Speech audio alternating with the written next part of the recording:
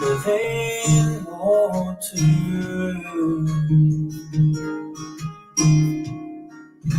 Baruch haba Hashem Yahuwah.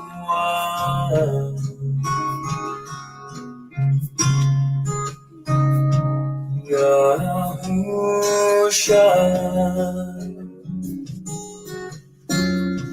living water, Baruch haba Hashem Yahuwah.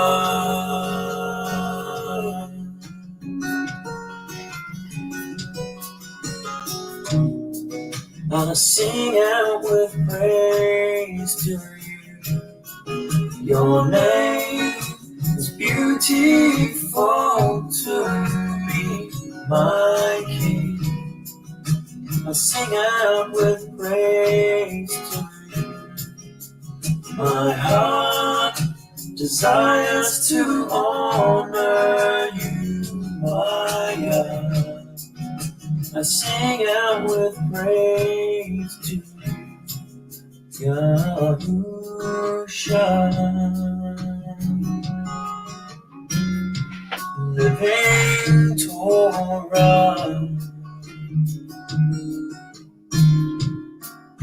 Baruch haba Hashem Yahuwah.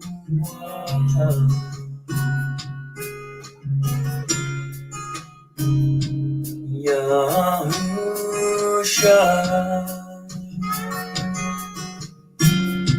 living Torah, Baruch haba Hashem Yahuwah.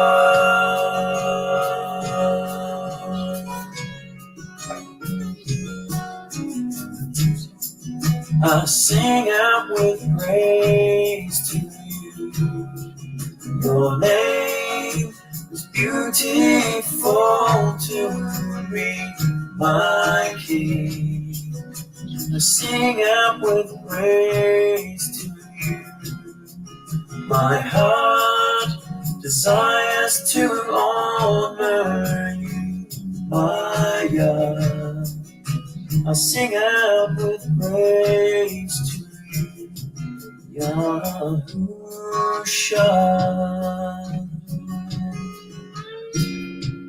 Living Torah,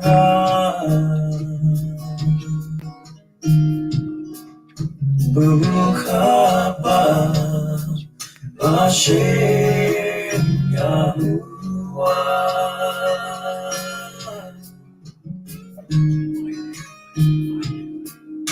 Baruch haba Hashem Yahuwah.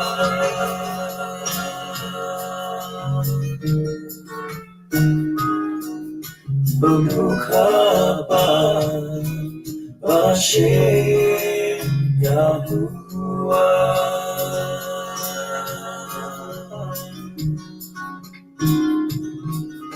Baruch haba Hashem Yahuwah.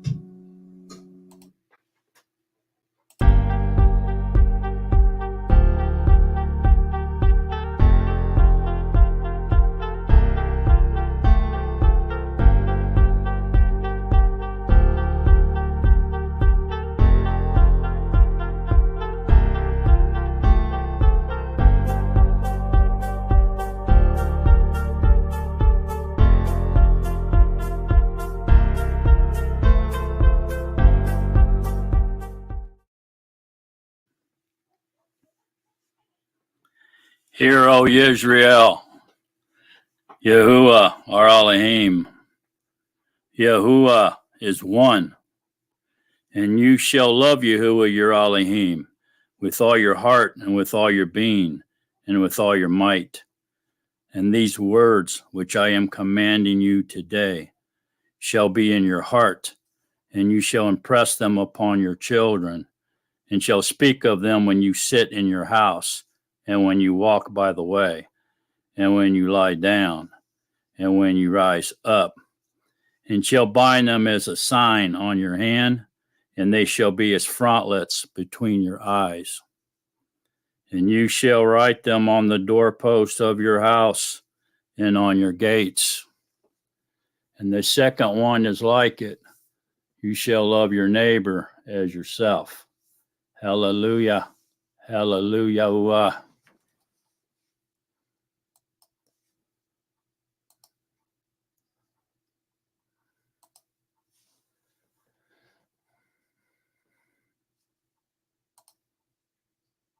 Shabbat shalom, everybody. Glad to see everybody. Glad you're all here. I trust everyone's doing well. They've been keeping in close contact with their Elohim, praising Him, worshiping, loving Him, loving others, showing joy and peace, being shining lights out to the rest of the world, being beacons of light, children of light.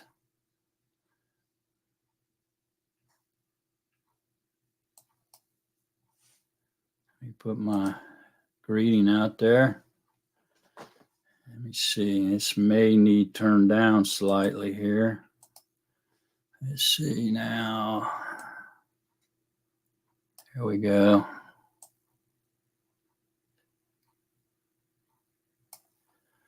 All right.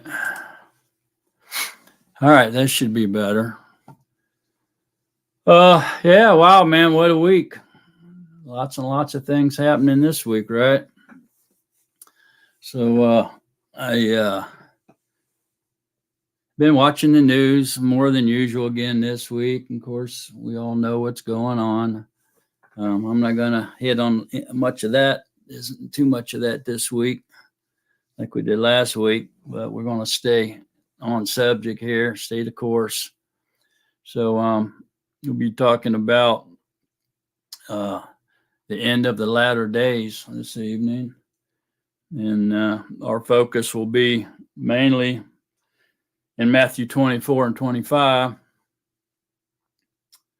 And there's some things I want to elaborate on as we read through this. It seems like every time we study or return to a subject and study it, other little nuggets come out of it. So it's always worth a second look, a third look, even a 10th look, as we get closer and closer here to return of the King.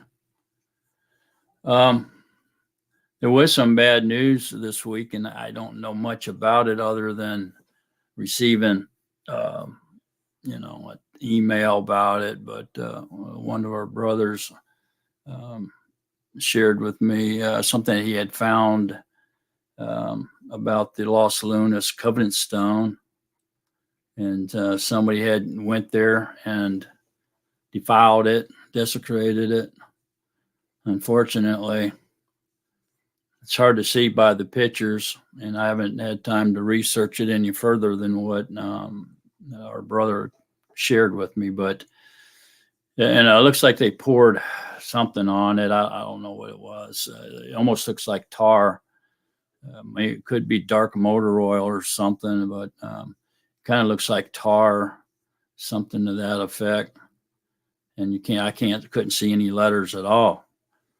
So I don't know what's going on there, but let's hope whatever it is, it's able to get washed off, whatnot.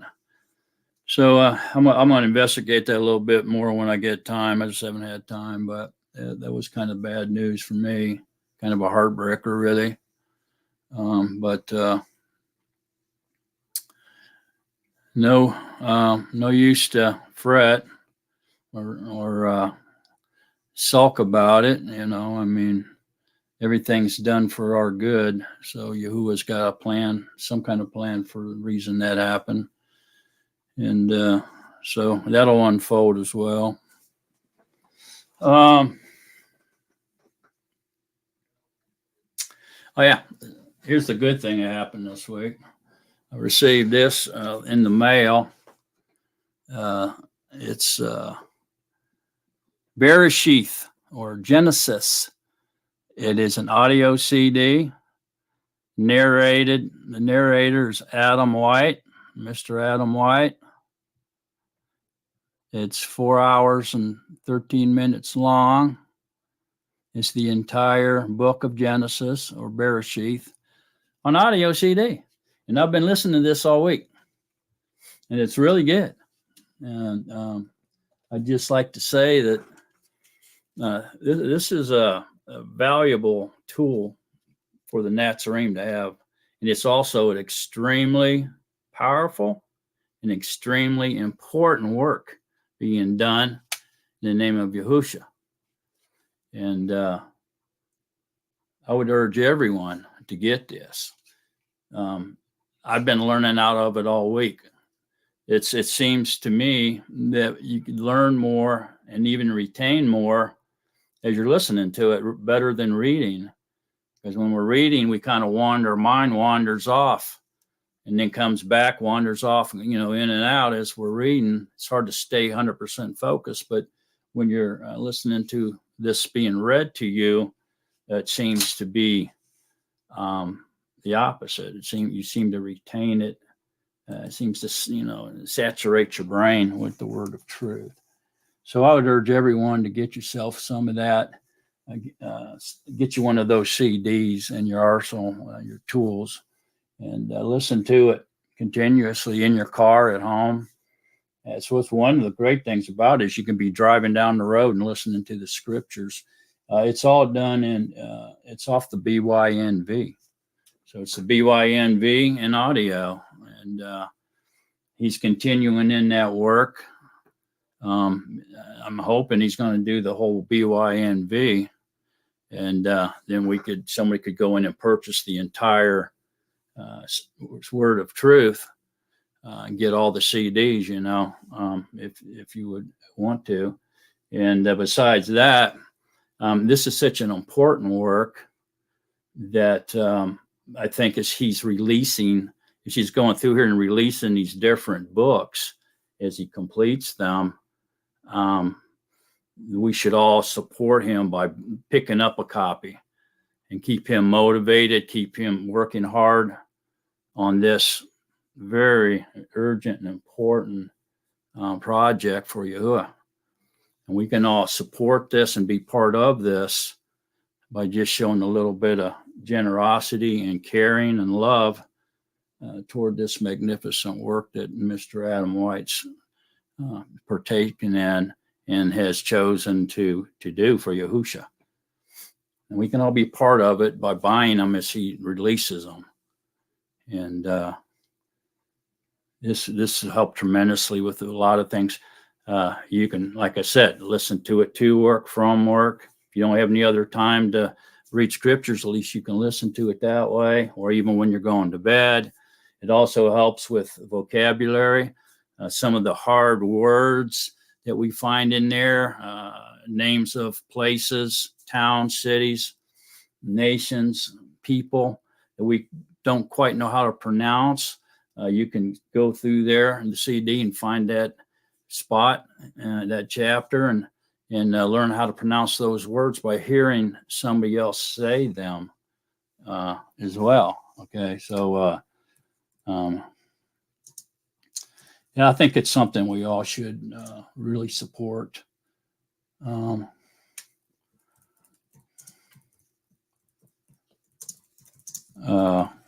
If possible. Also, it's good for people that have bad eyesight. Some of us, older people, our eyes get strained from too much reading, or we have to read, reading glasses, and it hurts or blurs our eyes after we've been reading for such a long time. And we could put those reading glasses down, just kick back, relax, and listen to it being read in our ears. And so that's a good thing too. So there's a lot of different things that can be used for. So again, BYNV on audio CD is starting, and it's probably going to take a minute to get that done, but we need to support him as he's doing it. It's only right. That's Ram. Support your brother.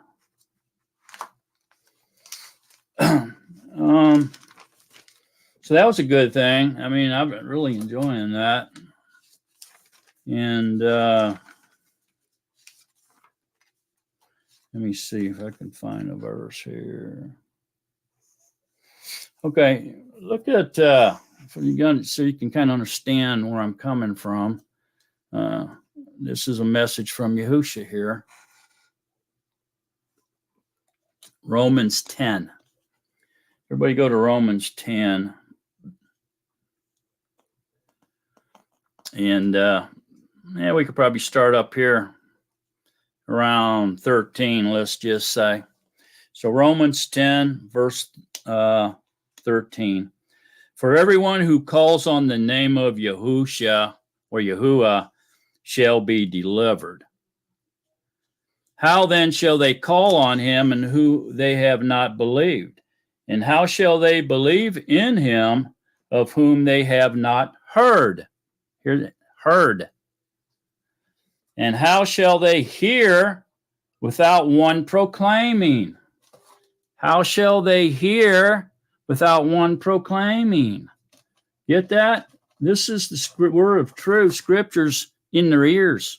They can't pick it up unless it's in their ears. That's what it's saying. And how shall they proclaim if they are not sent?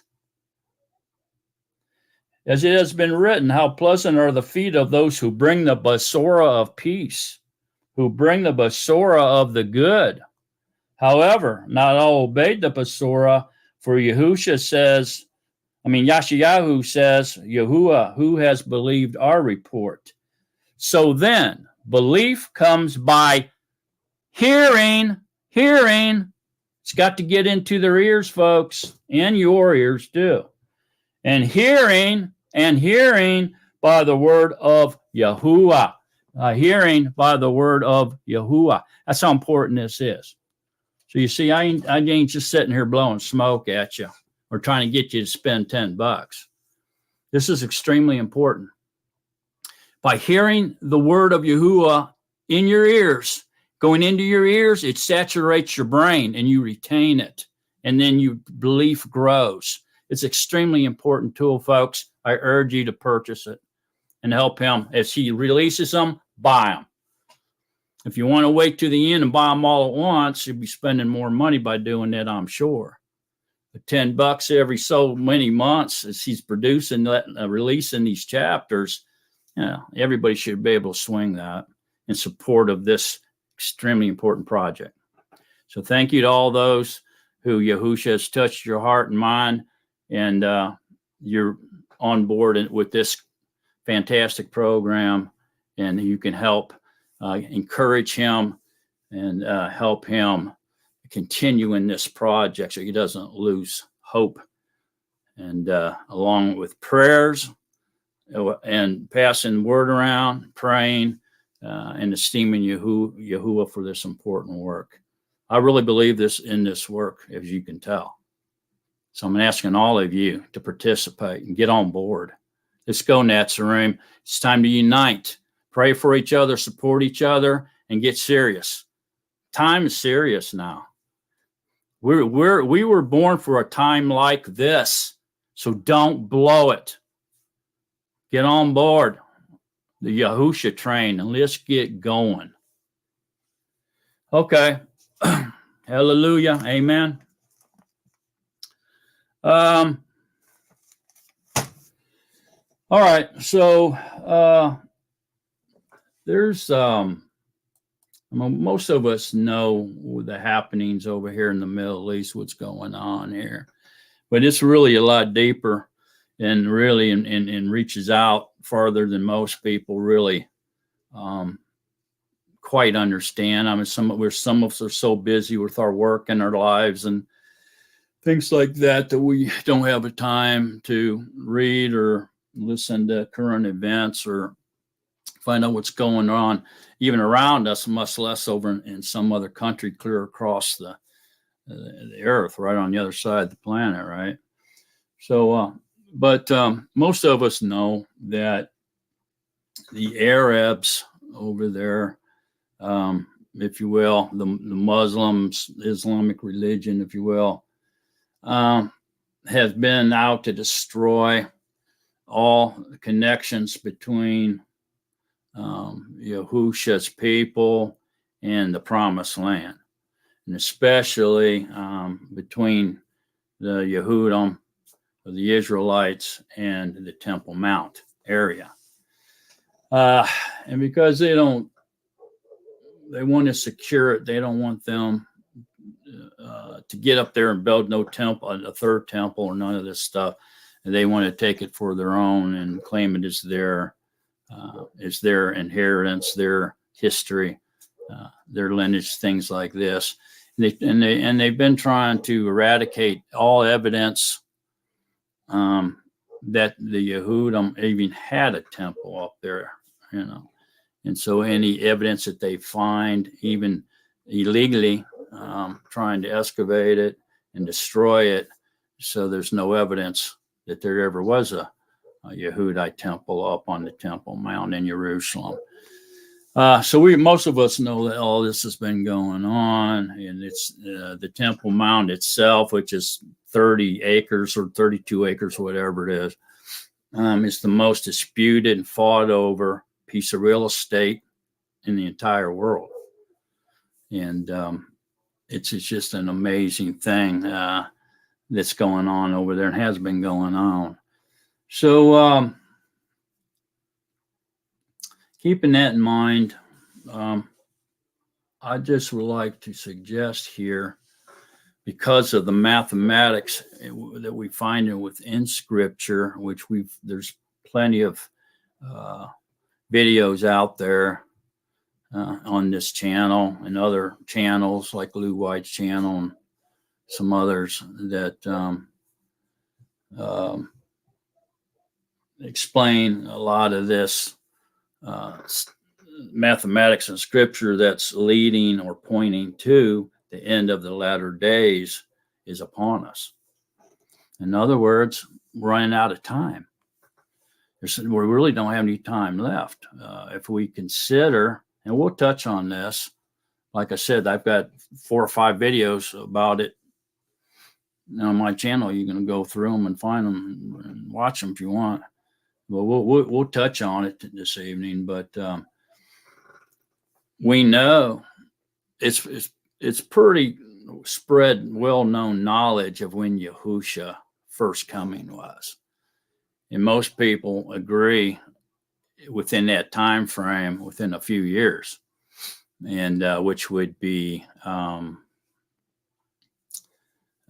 right at the end of the 4th day, the 4,000th year. Is when he died. He didn't go into day 5 or into the 5th millennium, and that's on the creation timeline. And if we talk about the Roman calendar, then that would be, they're off. So that would be roughly around 28 AD, we'll say, is when he, was staked, died and resurrected and ascended. All right. So let's just say, let's use the Roman calendar because most people understand that. And let's just say that he ascended in 28 AD. Okay. So Yahusha, that was his first coming. Okay. So there's lots of prophecy in Scriptures that suggests or even predicts that Yahusha will be back after 2 days. When she left, he said he'll be back in 2 days. And on the third day, we will rise and live among him. We'll be with him. Okay, so if that was the 4,000th year, then we have the fourth day or 4,000th year. Then that would be fifth day and the sixth day, 1,000 years each. Each millennium's 1,000 years, so that's 2,000 years. So we add that to that, and that comes up to what? The sixth day, or year 2028 on the Roman calendar. That's just one example. There's a lot. There's a lot we can go by. But the main thing that I'm wanting everybody to see here is that we know, everybody agrees, when Yahushua walked this earth. Okay, and so even if they disagree within a decade, we'll say, or even 2 decades, that's not far off. But really, everybody's within 5 years, really, of when they say that Yahushua was walking on this earth and died. So if you look at that and you add 2,000 years to it, then he comes back on 6,000th year, the second coming. Guess what? We're getting really close to that. Sure, if Scripture's true, if you believe Scripture's true, then you have to believe we're getting at the end of the latter days. We're getting so close to that 6,000th year, it's not even funny. Okay? So some of the stuff that we're seeing transpiring here, especially within the last several years, really points to a lot of the predictions and prophecies given to us in Scripture by Yahushua himself, and a lot of the prophets before him, but even Yahushua himself. And so we see these very heavily throughout all the Scriptures, and of course Daniel and Revelations, which goes hand in hand, are just saturated with prophecy about the end times or the day of Yahuwah. And all the Scripture is really. But one that I think is very intriguing and very interesting concerning all this is Matthew 24 and 25. And so that's what we're going to concentrate on this evening. And I know we all have different levels of understanding. We all have different depths of research. We all have specialties. Like someone may have concentrated most of their time on history. Some may be on language. Others may be in Revelations and prophecy. Others in the Psalms. Things like this, playing music. But whatever your forte is, then you become a professional in that. But as you concentrate on a certain area of studying Yahuwah, getting the knowledge of Yahuwah, other areas are neglected, not by choice, not that you did something wrong, but just because you spend all your time researching this one study, a certain subject, and you became really good at it and very knowledgeable, and you're able to share that with people. But there's other things maybe you wouldn't have time to spend enough time on to where you need help. You need to study that more. You need to listen to other people that maybe has stayed in that subject and studied it in depth. You see what I'm saying? So we can all use help by listening to the advice and the professionalism of others and what they've spent a lot of their time on. And then that makes us obtain even more knowledge of Yahuwah. And so it's just a wonderful thing. And that's why we need to assemble. That's why we need to talk to each other. That's why we need to love each other and share with each other, and all within the Ruach HaKodesh, him in us and us in him. And he brings it all together, right? So anyway, I know people will have different opinions. Maybe didn't spend enough time on it. Maybe some people are still hung up on false teaching of Christianity or whatever religion. And so you felt like that you learned enough there and you understood it at that level enough to where you thought you had that going on, you know.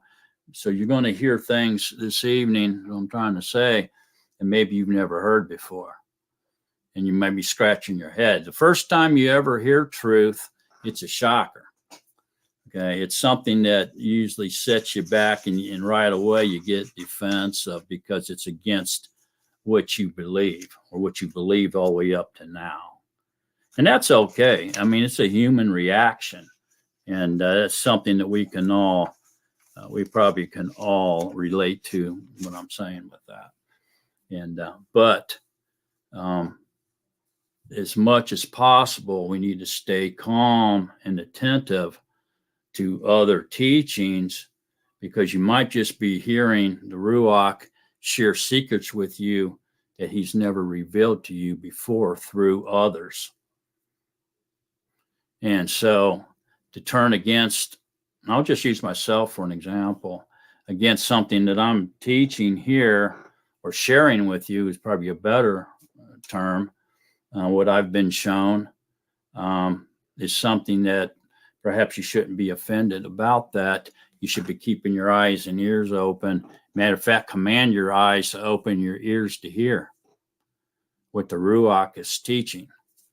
And so that you can overcome the initial reaction to truth, okay, and your pride, because pride wants to keep us on a pedestal, like we know it all, okay? But if we let it go and learn something new through the Ruach, and we drink the new wine, okay, and we give up the old wine, let it pour it out, you know, then we become more filled with the knowledge of Yahuwah, and we're able to communicate in the spiritual realm much easier. If that makes sense. Okay, so put on your exegesis hats, take off your eisegesis hats, throw them in the trash can, and let's get down to business. Okay, so here we go, man. I'm going to start off in Matthew 24. Of course, I'm in the BYNB here. As I'm reading to you, you're hearing it in your ears, which is good. You can go read it yourself, and you won't get near as much out of it as if you listen to somebody else reading it for you. I don't know why that is. It's just the way Yahuwah made us, man. That's what that Romans 10 was all about. So why do you think that is? Well, if you really think about it, Yahusha's the rabbi. He's the only true teacher. He's the only true teacher of truth. Okay? And so when he chooses a vessel to communicate to others through, then when that person is reading, it's really Yahusha reading, but he's using that person's voice. The person's voice doesn't change. Yahuwah uses that person's voice. So you hear that person speaking, but it's really Yahusha teaching through that chosen vessel. So when you hear his words come into your ears, it gets your brain going, because you're listening to the Creator talk, and your brain reacts to that, absorbs it. If you come in with a good attitude and a willing heart.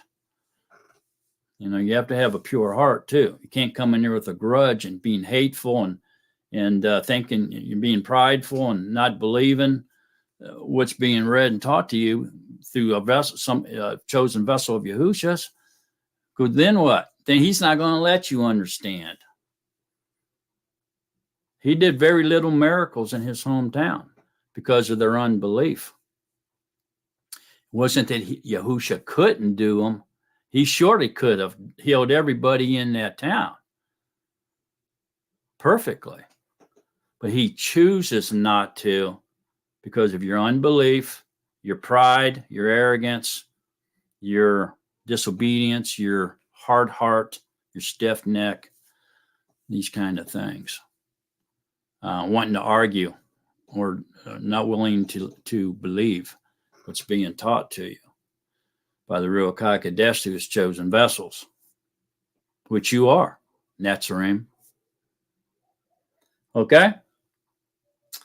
All right, so let's get it on, man. I'm gonna lay this on you. Like I say, a lot of it you've already heard probably or no, and a lot of it you're probably going to hear for the first time, and or you might have heard it, but all of a sudden you're going to see it from a different angle. So listen up. Let's get on. Let's get it on. Matthew 24. And going out, Yahusha went away from the set apart place. Set apart place would be the Temple Mount. And his Talmudim came near to point out to him the buildings of the set apart place. And Yahusha said to them, do you not see all these? Truly I say to you, not one stone shall be left here upon another at all, which shall not be thrown down. And as he sat on the Mount of Olives, the Talmudim came to him separately. So this would not be one by one, but they came to him in the group of the 12, separate from all the other followers. And saying, say to us, when shall this be? So they want to know when this destruction of the set apart place is going to happen. When's this going to be? And what is the signal of your coming? How will we know when you're coming back? And of the end of the age. When is the end of the age? So these are three things that his Talmudim are asking him to reveal to them. The destruction of the set apart place. What is the signal of his coming, of his return? And when is the end of the age? Okay. And Yahusha answering said to them. So now we can expect, because they asked him three different questions here, we should automatically expect to hear three answers for him to answer these three questions. So now we're looking for three answers because they asked him three questions. You get that? So this is what we're going to be looking for, the answers to each one of these questions as we proceed through this chapter. People like to just blend this and mesh this all together. And that's why most people come out of it with not understanding what was said. Okay? So there's going to be three segments here. Three questions, three answers is what we got to watch out for in that stream. And Yahusha answering said to them, take heed that no one leads you astray. For many shall come in my name, saying, I am the Mashiach, and they shall lead many astray. Okay, so these are false Mashiachs. These are people, and we've seen this. You know, remember Jonestown down there in South America, wherever that was. Remember all that? And so there's even today. You can go on the internet and you can search these guys out if you want to, and you can see that they're trying to convince people that they're the Mashiach. Okay, so we see this happening in our time right now. And it's been going on. But it's all over the internet. You can find many people that's done that in the last 100 years, we'll say, and even doing it right now. And you shall begin to hear of wars and rumor and reports or rumors of wars. See that you are not troubled, for these have to take place, but the end is not yet. Okay. So far, he's just kind of elaborating here. He hasn't really answered any of those questions, has he? I don't think so, not yet. All right. But he's going to get to them. But he's kind of elaborating right now. And we can see this happening. It's been happening.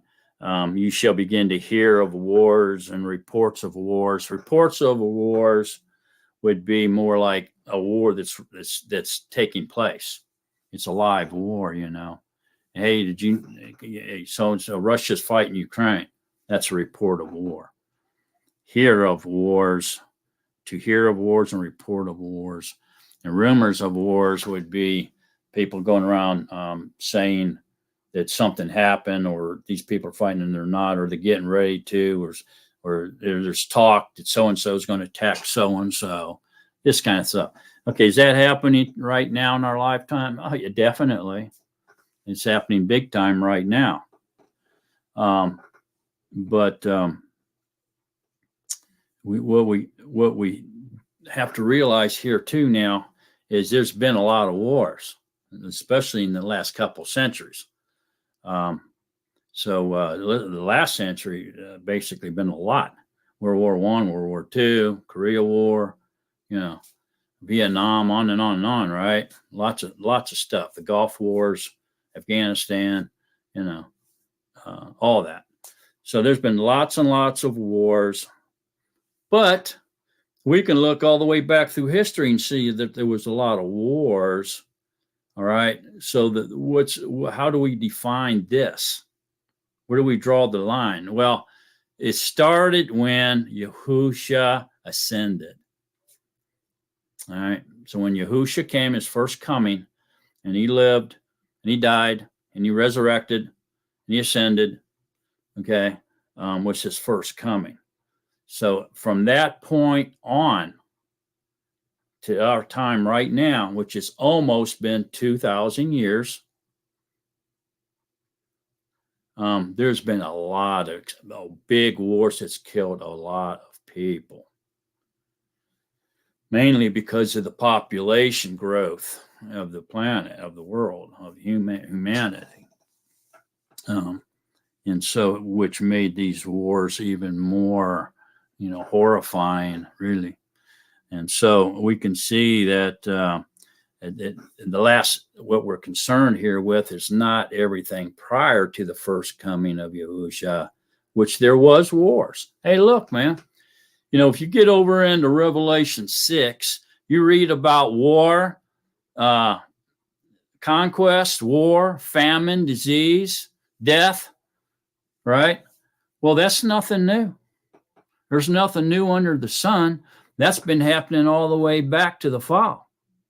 But when Cain killed Abel, and on from there. We can go with that, right? Absolutely. So that means then, since conquest, war, famine, and death has always existed among us, been part of the human existence, where do we draw the line? To find out what Yahushua is talking about when he's warning them of what's to come. He's telling them about the end times, the latter days. Well, we got to draw the line at year 4000. When Yahushua came the first time. That's when all this starts. From there, that's point A, to point B is the year 6000, his second coming. So all these things that have always been here, because there's nothing new under the sun, will intensify, multiply, expand. mainly because of the extreme population of the world right now. You see that? So that's where we're drawing the line. A lot of people say, oh, we've always had wars. Yeah, but not like we do now. You know, you can kill a whole lot more people with artillery, mortars, nuclear weapons, atomic bombs, tanks, artillery, machine guns than you could with slingshots and swords and spears and bow and arrows. Promise you that. Okay. So man has gone through a great change. And this is what Yahushua's saying here. The wars are going to be dramatic. It's going to go through a great change, basically. It's going to be like nothing that they never knew. They never could even fathom it before Yahushua's first coming, man. Although it was gruesome, but nothing in mass quantities of people dying like they do now. All right, so that's where we draw that line. And so that we're in the end times. So in other words, the end times started after Yahushua, his first coming, after he ascended. That began the last days, or the end times, if you will, the later days. What I'm suggesting here this evening, as we continue to study, I think you'll agree that we are now approaching the end of the end times, which expires year 6000.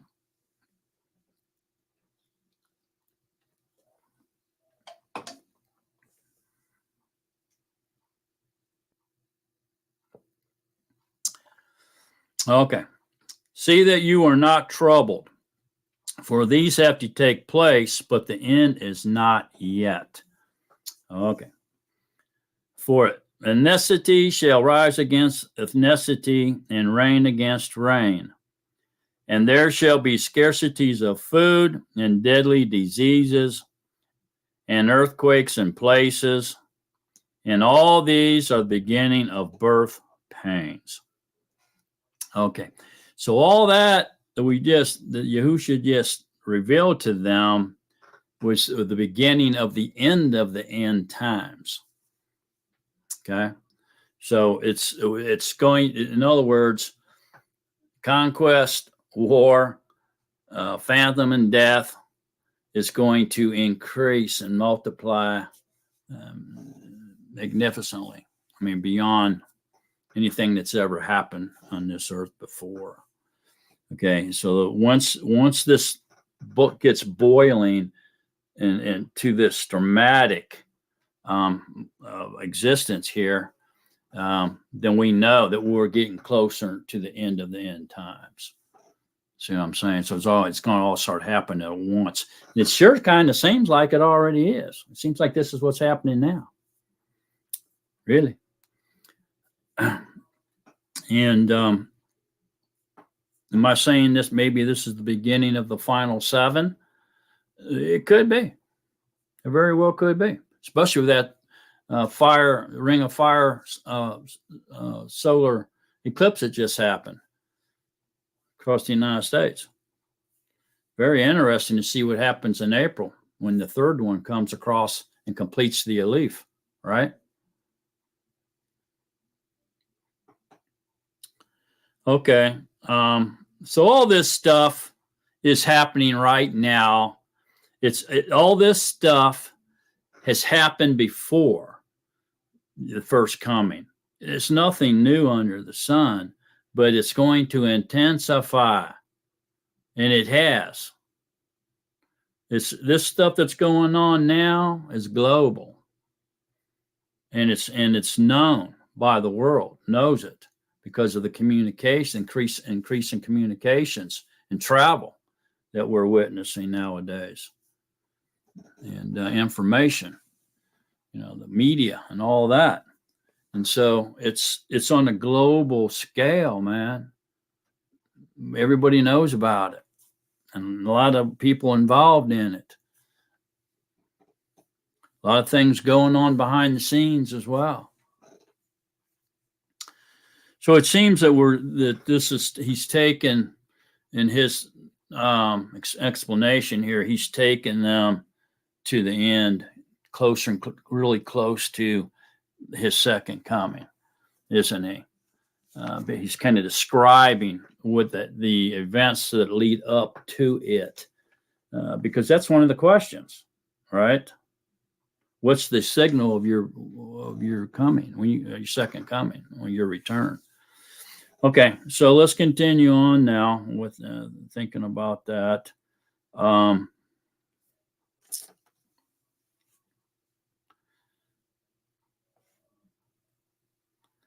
Then they shall deliver you up to affliction and kill you, and you shall be hated by all nations for my name's sake. Now, who's he talking about right there? Them? Well, could in their lifetime, back when they were living, they suffered affliction and they did kill them. Most of them were killed, at least traditionally they were. We read about a few of them, Jacob and Peter, somewhat, but yeah, they were delivered up and inflicted and to kill you.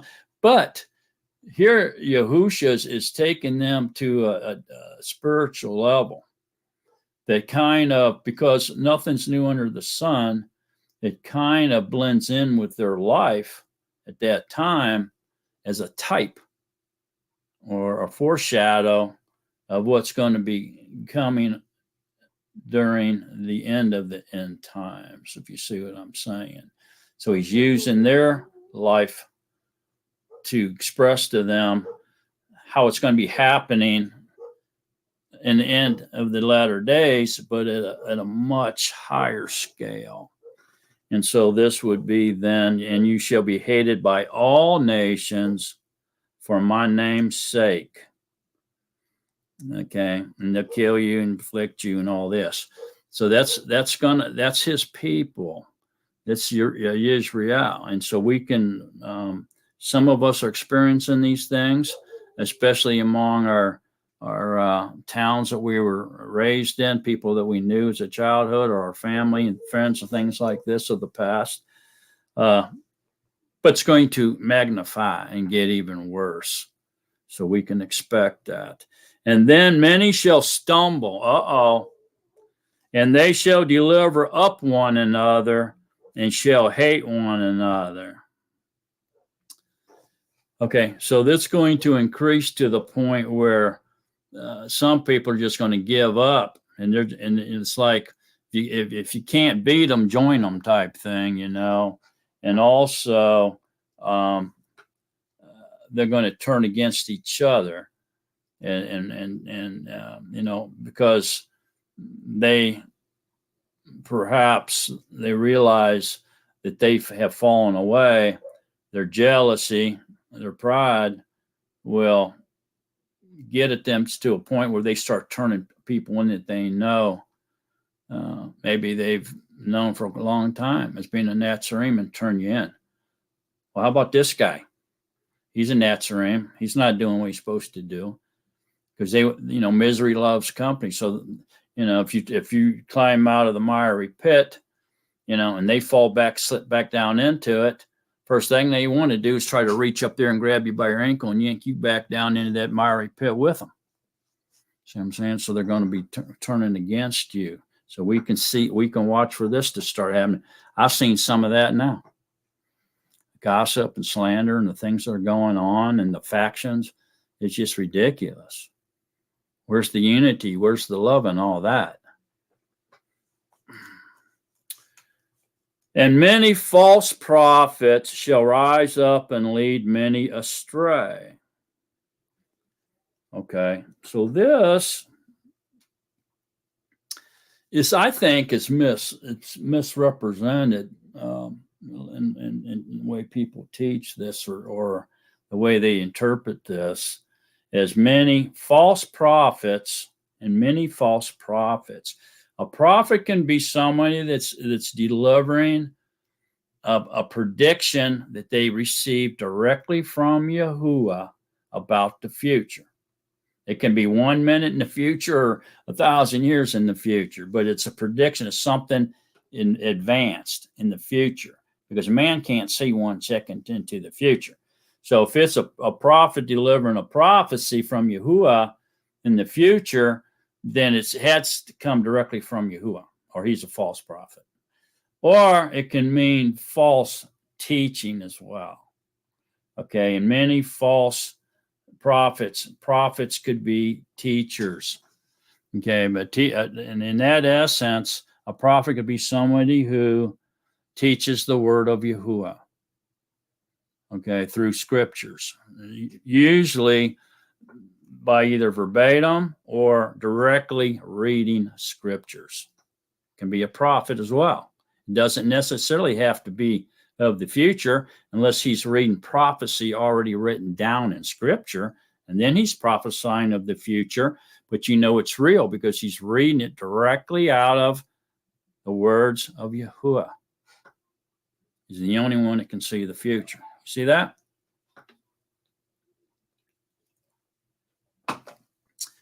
Shall rise up and lead many astray. So how are they going to lead many astray? Through false teaching. So many false prophets shall rise up and lead many astray with false teaching. So who falls under this category? Well, the white horse, obviously, and the green horse. These are religious groups who have created a doctrine and have brought many people in to believe in this doctrine through false teachings and ways of getting around, even if they're using scriptures, by mistranslations, copying it incorrectly or cheating, lying, whatever, on the translations, and by creating a doctrine within the word of truth by cherry picking verses and putting it together in a way that it makes up a false doctrine, a false religion, denomination, and they get people to follow after that false doctrine. So this is happening right now. There's a lot of false teaching out there, a lot of false prophets, teachers within these religions, these man-made up religions. You see that? So that's heavy right now. It's happening. It's been happening since the first century, okay, but it's really intensified right now. So do you see that? So now you can understand what I'm saying. It's nothing new, but it's going to intensify and multiply at the end. That's how we know we're getting close to the end times. So is not false prophets shall rise up and lead many astray? Is that not intensifying every day? It grows every day. It's like gangrene, man. It's taking hold and it ain't letting go. It's killing people, literally killing people with their false doctrine, because they're following after a false doctrine and a false mighty one, and all they're doing is acting religious. They're not in a relationship with Yahuwah. They're not concentrating on the one living true Elohim, but they're concentrating on a three-headed monster sitting up in a place called heaven, or perhaps even three deities, separate beings, sitting on an elongated bench up in a place called heaven, where all the departed souls have gone, apparently. You're judged as soon as you die. Either you go to heaven or hell. Where does it say that in Scripture? You see, so these things sound right because it's repeated so often, continuously repeated and taught to where it sounds right. Why? Because you've heard it before in your ears. See? So even though hearing is believing and can lead you to truth and deliverance, hearing falsehood can also misguide you, lead you astray, and lead you to the lake of fire and get you permanently annihilated. So it can work against you as well. So you hear this stuff so many times since a baby that when you hear it now, oh, that sounds right. I've heard that before. That must be true. So many people, everybody believes that, so it must be right. You see? And that's why that's what's going on. And that's what Yahusha is saying here. And many false prophets shall rise up and lead many astray through all these false doctrines, false teachings, circuses, religions, and the like. If you're a member of a religion, I don't care what the name of it is, okay, you're in a bad place. You're in a bad place because you're being led astray. This is as Yahusha predicted. If you're in a relationship with Yahuwah and Yahuwah alone, you're in a good place.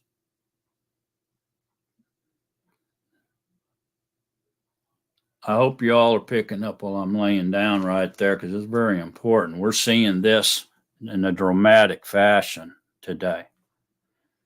And because of the increase in lawlessness, the love of many shall become cold. Okay, so, and because of the increase in lawlessness, the love of many shall grow cold. Well, it's partly because they teach the false prophets, false teachers teach the false doctrine and tell everybody that the Torah has been abolished and it was for the Jews. It's not for us. We're in the age of grace and you're going to be raptured away. You won't have to go through the tribulation years. Once saved, always saved. All you got to do is accept the J-Man as your Lord and Savior, and you'll be delivered no matter what you do from this point out. You can go right back into the bars. You can go back and be a hell's angel. You can go back and be a pimp. You can go do whatever you want to do. Because once you're saved, you always saved. Boy, does that sound like good teaching? Or does that sound like some kind of false prophet, false teaching of somebody who's trying to lead you astray? What's it sound like to you people? Wake up. This is elementary. Should be able to detect it very easily. It's what's going on right now. So we have to be close to the end of the end times.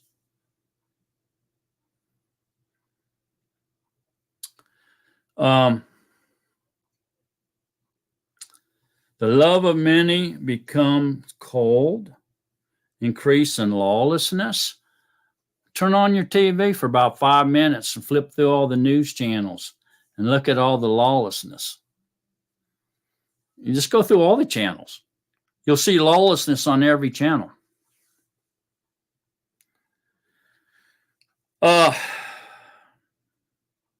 And this Besorah of the reign shall be proclaimed in all the world as a witness to all the nations,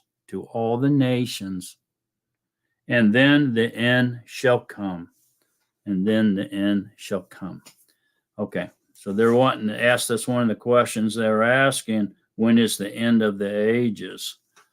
And so he's kind of like laying it on them right now. When you see all this stuff intensify and magnify and become like all over the world as normal activity, as just part of normal boring lifestyle, then the end's coming. It's almost here. And that's what's happening today, folks. People think all this crazy stuff is normal. It's part of life, man. It's crazy for them to even think like that. But yet they do, because every day when they go through those TV channels, They learn about lawlessness. It's just crazy, to the point where they don't even recognize it anymore. They think it's normal behavior. They think it's just part of life. It's who we are. I mean, what kind of crazy person thinks that way? Well, the whole world apparently. It must be crazy because everybody in this world thinks like that now. So this is getting really close to happening too. And this Besorah of the rain shall be proclaimed in all the world as a witness to all the nations, and then the end shall come. So, generally speaking, the Besorah has been brought to all the nations. Every nation on the earth has heard of the scriptures of truth. All right, maybe not every single person. Maybe there's isolated tribes or clans hidden on islands or in jungles and so forth and so on. Okay. But although they're not a nation, they are consumed by a nation. They just don't know it because the nation that owns that land they're on in that seclusion leaves them alone because they don't want to interrupt their ancient lifestyles, Just let them be who they are because they've been that way for a long time, right? So they just leave them alone. But yet they are part of a nation. They just don't know it. So this is not saying that every single person inhabiting the Eretz will know about the Besorah or the reign of Yahuwah. It ain't saying that at all. It's just saying that the reign shall be proclaimed in all the world as a witness to all nations. So if one person in that nation has heard the Besorah, then that nation has heard it. I know that's kind of sounds a little bit irate, but it's true. It's not saying every single person on the Eretz. It's saying all the nations. And you can look it up yourself. It's pretty much evident that all the nations on the earth have, in one form or another, received the Besorah of the rain. So that's happened. Matter of fact, I believe out of all the languages in the earth, I think the scriptures has been translated in either every single one of them, or at least nearly every single one. So I know there's like 6,800 languages, and I believe the scriptures have been translated in nearly every language on the Eretz, So that all that is proof that these people, someone in that nation has read the scriptures and is aware of the Besorah of Yahusha. All right, so we can safely say that that's happened at this point. So when you see, now listen to this now. So when you see the abomination that lays waste set up in the set apart place, so that means it had to be built. Okay, so this abomination that lays waste, which basically means that it's a place where the Ruach HaKodesh doesn't dwell. He doesn't want, he has nothing to do with. It's like a barren land because it's without the Ruach. See what I'm saying? We all know that he has to be there to sustain life, but this is being read like this and told like this, so our human minds can perceive. Okay. So when you see the abomination that lays waste, spoken of by Daniel the prophet. So to find out what the abomination that laid waste spoken of by Daniel the prophet is, we need to go to the book of Daniel. Okay. Set up, that means built. It's there. Okay. In the set apart place, which we know is Jerusalem, the Temple Mount area in particular. The set apart place. He who reads, talking to he who reads now, not hears, but reads now. Let him understand. Let him understand. That's Yahushua saying that. So read it yourself. He who reads, because you have to read this yourself now. Let him understand. Yahushua is command in your mind to interpret this correctly or to receive edification of what's being said here. Then let those who are in Yehuda is over as one tribe, a territory over in Yisrael, physical. This is in the physical realm he's speaking now. He's not talking about spiritual Yisrael or anything like that. He's talking about the physical promised land. Okay, we got to see that this is what he's talking about. Is there spiritual implications or spiritual insight? Of course, but we're not talking about that right now. We're looking at the physical, the literal right here now. Okay, and so it says, let those who are in Yehuda. Doesn't say in the whole world. He doesn't even say in Ephraim. He doesn't even say in Egypt. He's talking about Yehuda. Let those in Yehuda, in that territory of that tribe of Yehuda, flee to the mountains. What mountains? Well, since he's specifically speaking of Yehuda, then obviously the only mountains that they can flee to from the set apart place would be over to the Mount of Olives and then behind it. On the other side, backside of the Mount of Olives from the set apart place would be the Judean hills. Judean hills. So that's where he's telling them to flee to. Okay. Let those who are in Yehuda flee to the mountains, which on the backside of the Mount of Olives from the set apart place would be the Judean hills. Okay. It's in that local area. It's not in Africa. It's not in South America. It's not in Alaska. It's not in Australia. Okay. It's in Yehuda. He says it specifically. All right. So now he's talking about this abomination that lays waste must be something horrible happening in that area on the set apart place. He's telling the people in Yehuda to flee when you see that happen, right?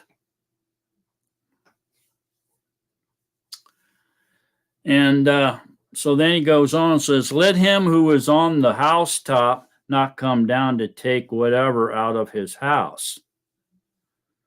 And let him who is in the field not turn back to get his garments. Just flee.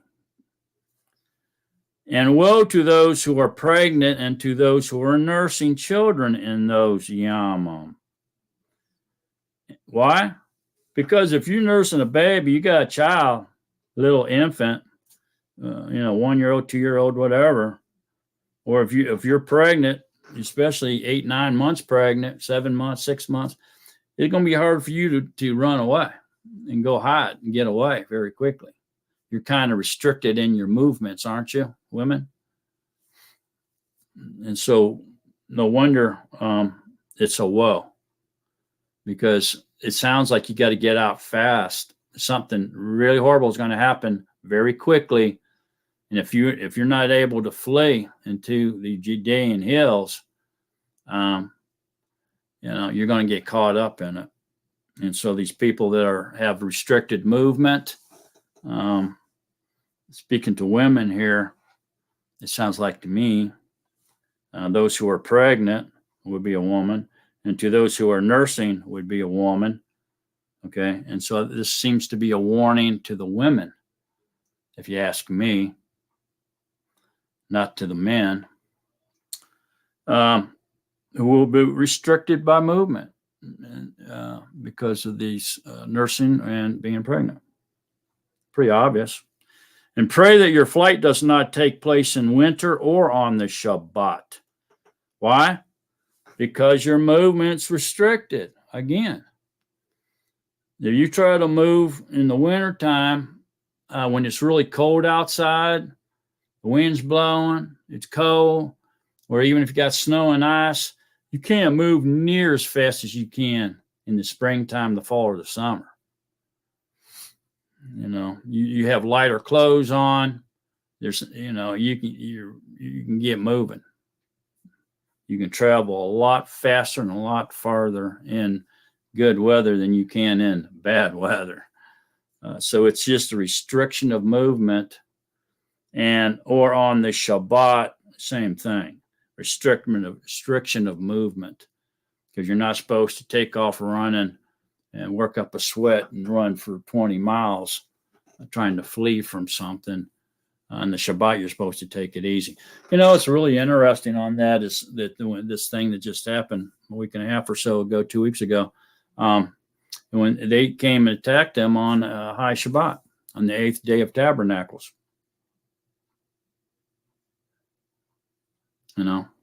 Which was their movement was restricted, and then that's when they attacked.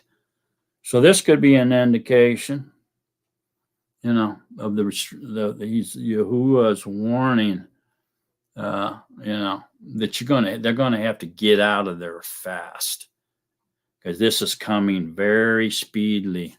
You're not gonna have time to do nothing. He said, don't even go back and get your coat, man. Just go. Wherever you're at, go. It's gonna happen fast, whatever that is, right? Okay, so remember now, this is all building up to his second coming, right? Because that's what they asked him. Remember? What is the signal of your second coming? When is the end of the age? When's the destruction of the set apart place going to happen? This is what they're wanting to know. All right, so he's kind of leading them along here, painting a picture how dramatic and horrific this event that was spoken about by Daniel, what he's calling the abomination that lays waste, is. So, to me, you kind of pause here just for a second. If you really think about that, I don't know where that's ever happened yet. Okay, especially in our lifetime, it hasn't. And some people relate this back to the destruction of the Temple Mount.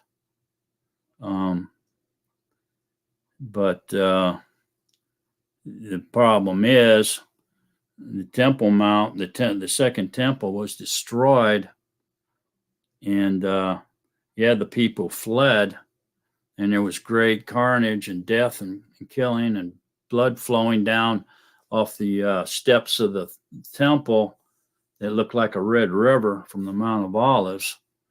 There was so much bodies stacked on top of each other defending the temple and all that. But guess what? The abomination that laid waste,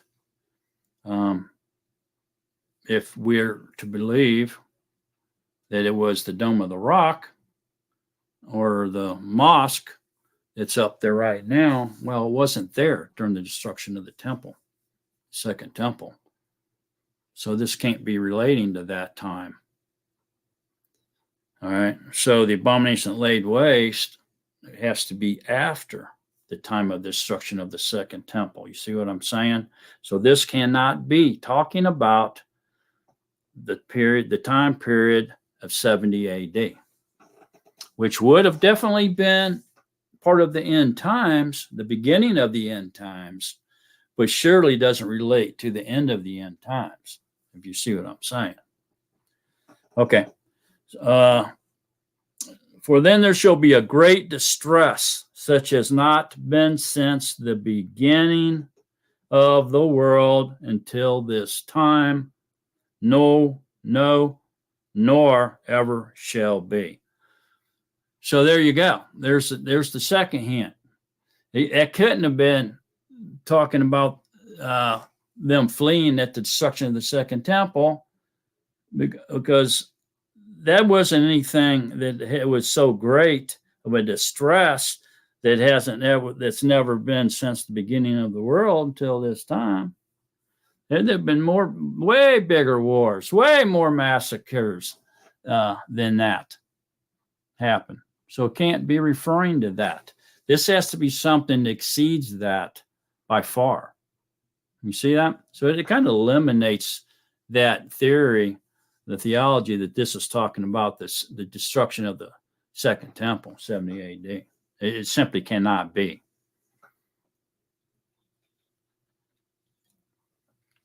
So Yahusha was not going to come back after the destruction of the temple. But guess what that destruction of the temple was?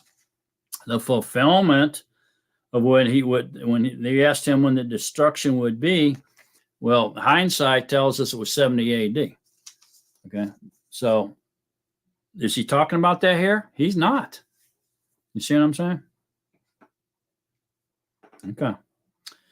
So, for then there shall be great distress, such as has not been since the beginning of the world until this time. No, ever shall be. So there's been a lot of things that happen worse than this, like World War I and World War II. The Crusades. How about the Crusades? A lot of things. Well, actually, here name a bunch of them. So it says, no, nor ever shall be. Beginning of the world till this time, no, nor ever shall be. So since things have happened, a greater massacre than the destruction of the second temple, then that for the third reason, we know for a fact that this cannot be relating to 70 AD, destruction of the second temple. That's a lot of people teach that, and it's just simply not true. We need to see that. This is farther out, man. Yahushua's talking about the end of the end times, not the beginning of the end times, but the end, the events at the end.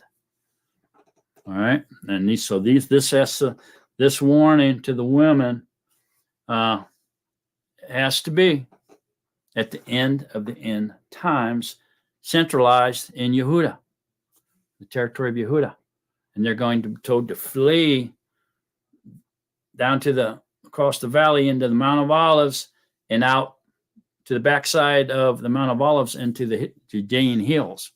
That's what he's telling them to do. And pray that you're not pregnant or nursing or in the winter or on the Shabbat, because it's going to hinder your movement, your ability to escape in time, because you got to get out and you got to go now, and you got to run all the way till you drop and exhausted. You can't take another step. You better just keep running. Paraphrasing, of course, but this is a dramatic event.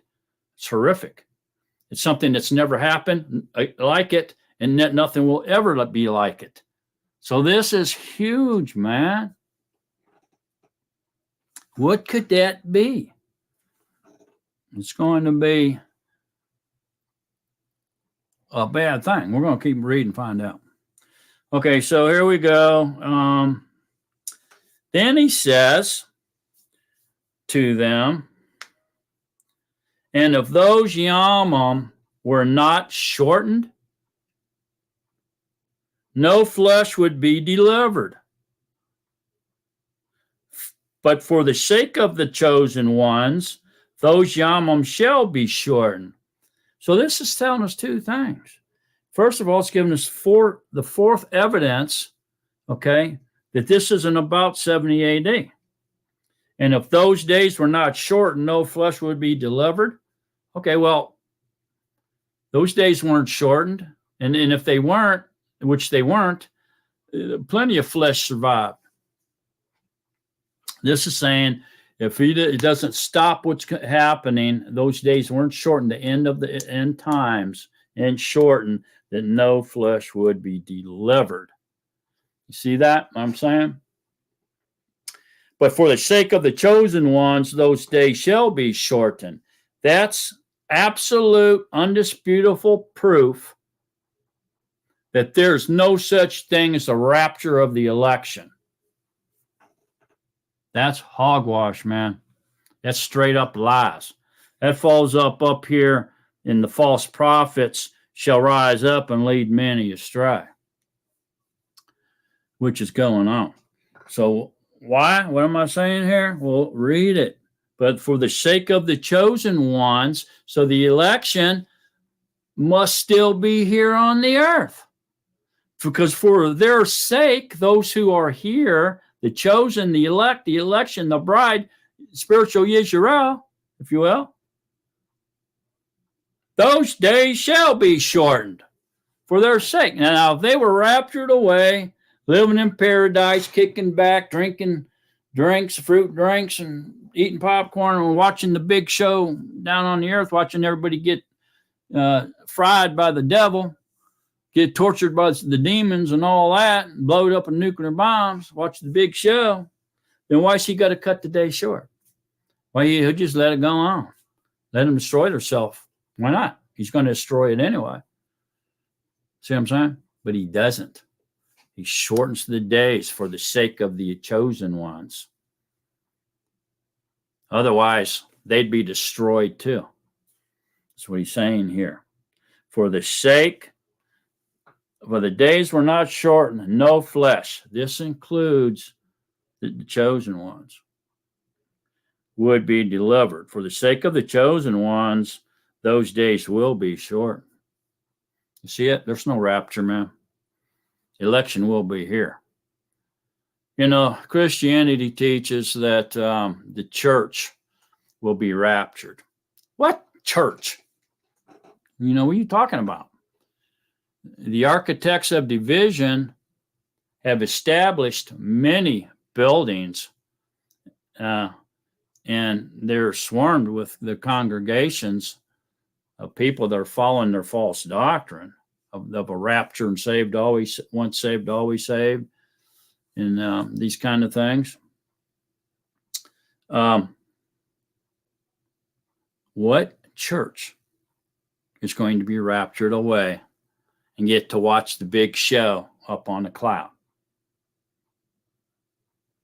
They all claim to be that one church. And if you say, you mean all the churches within your religious group? You know, 1/3 of mankind is Christian. If you throw the Catholics and the Protestants, mix them all in there, put them on the same pot where they belong, they all represent the white horse, right? Are they all going to be raptured? He's going to take 1/3 of the population to heaven to watch the big show. 2/3 gets to live through hell on earth. And if so, why are they coming back from paradise back down onto the earth? Because they claim that's who's coming back with Yahusha, or the J-man. They're bringing all the raptured souls back with him. Why? They're already in paradise. Wouldn't that be a smack in the face? Here, you earned paradise. Guess what? I'm bringing you back down onto the earth to live now. You can't stay there forever. Yeah, right. That don't make any sense. Or what's he going to do? Bring them down to fight and battle Armageddon and resurrect them and take them all back to heaven again? Makes no sense. And there definitely ain't 3 resurrections. It's only 2. So this proves the rapture is bogus. There's just no way, man. So it's not just one church. Okay, wait a minute.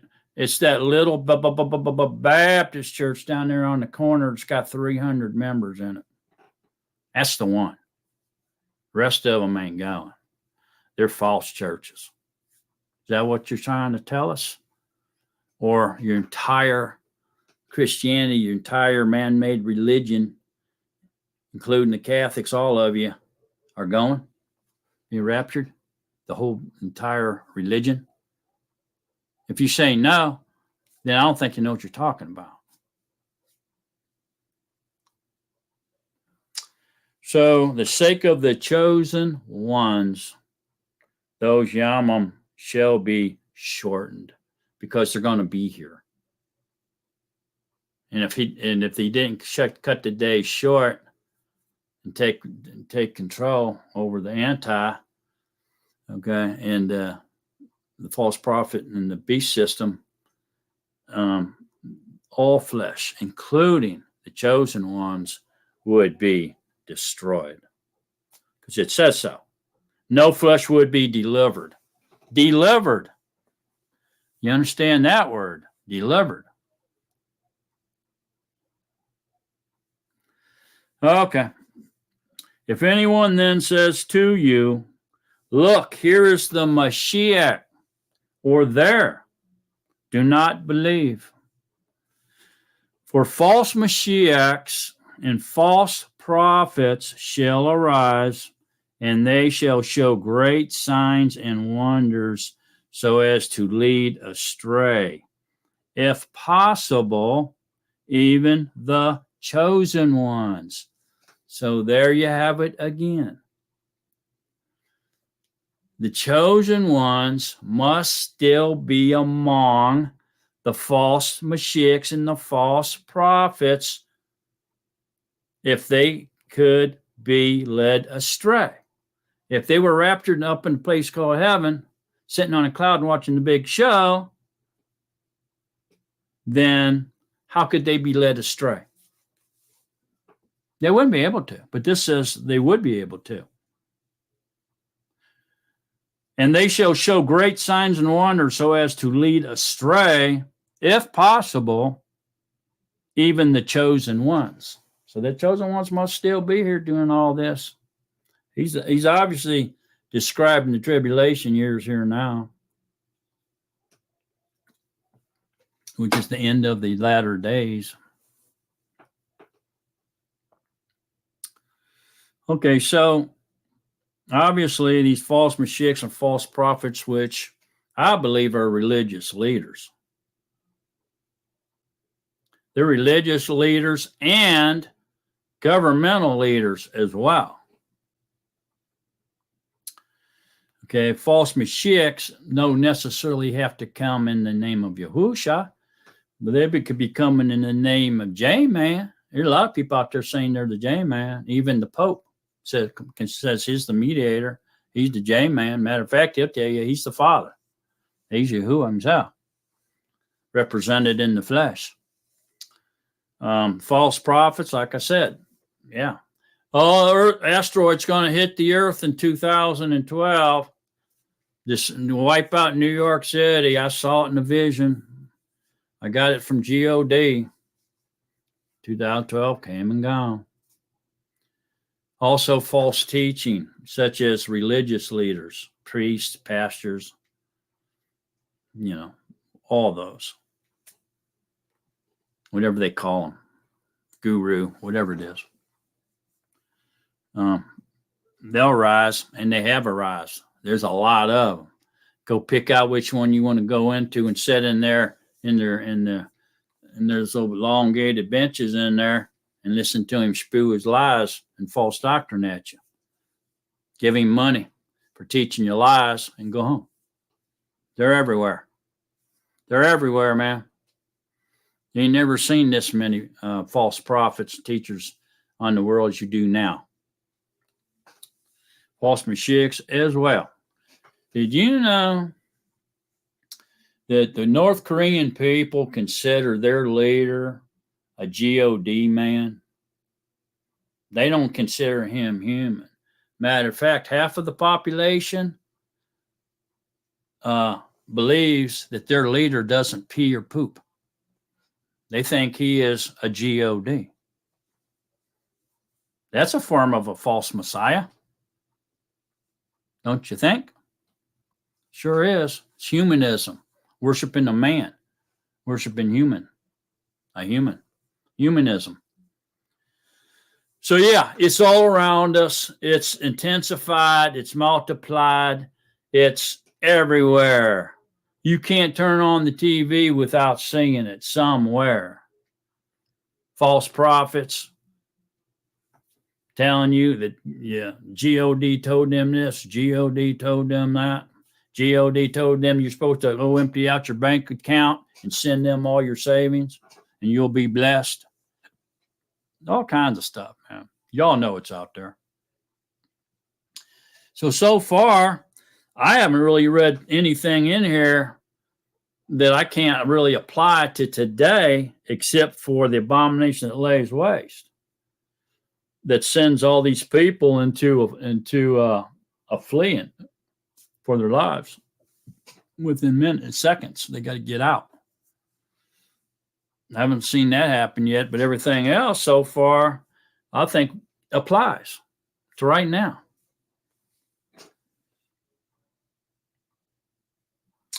So then Yahusha says, see, I have forewarned you. So if they say to you, look, he is in the desert, do not go out. Or look, he is in the inner rooms, do not believe. Okay, so what's this saying? If people tell you that the Mashiach is returned, and this is remember what this is. This is for the end times. Anywhere from between the first coming, point A, to point B, the second coming. That's the latter days, 2,000 years. We're closing down toward the end of the 2000 now, very close to the end. Okay. If somebody's telling you that he's in the desert, don't go out. If they're trying to tell you to go out there and find him, he's there. Or look, he is in the inner rooms. Don't believe it. Okay, because he's going to now answer one of their questions, which was, what is the signal? What is the signal of your coming? What is the signal of your coming, your return, right? And so now he's getting ready to tell them what that is. Getting ready to explain that to him here now. So he's saying, my sign, the signal of my second coming or my return, is not somebody telling you that they saw me in the desert. It's not somebody telling you that they saw me in the upper room. The signal of my second coming is this. It's in verse 27. For as the lightning comes from the east and shines to the west, so also shall the coming of the Son of Adam be.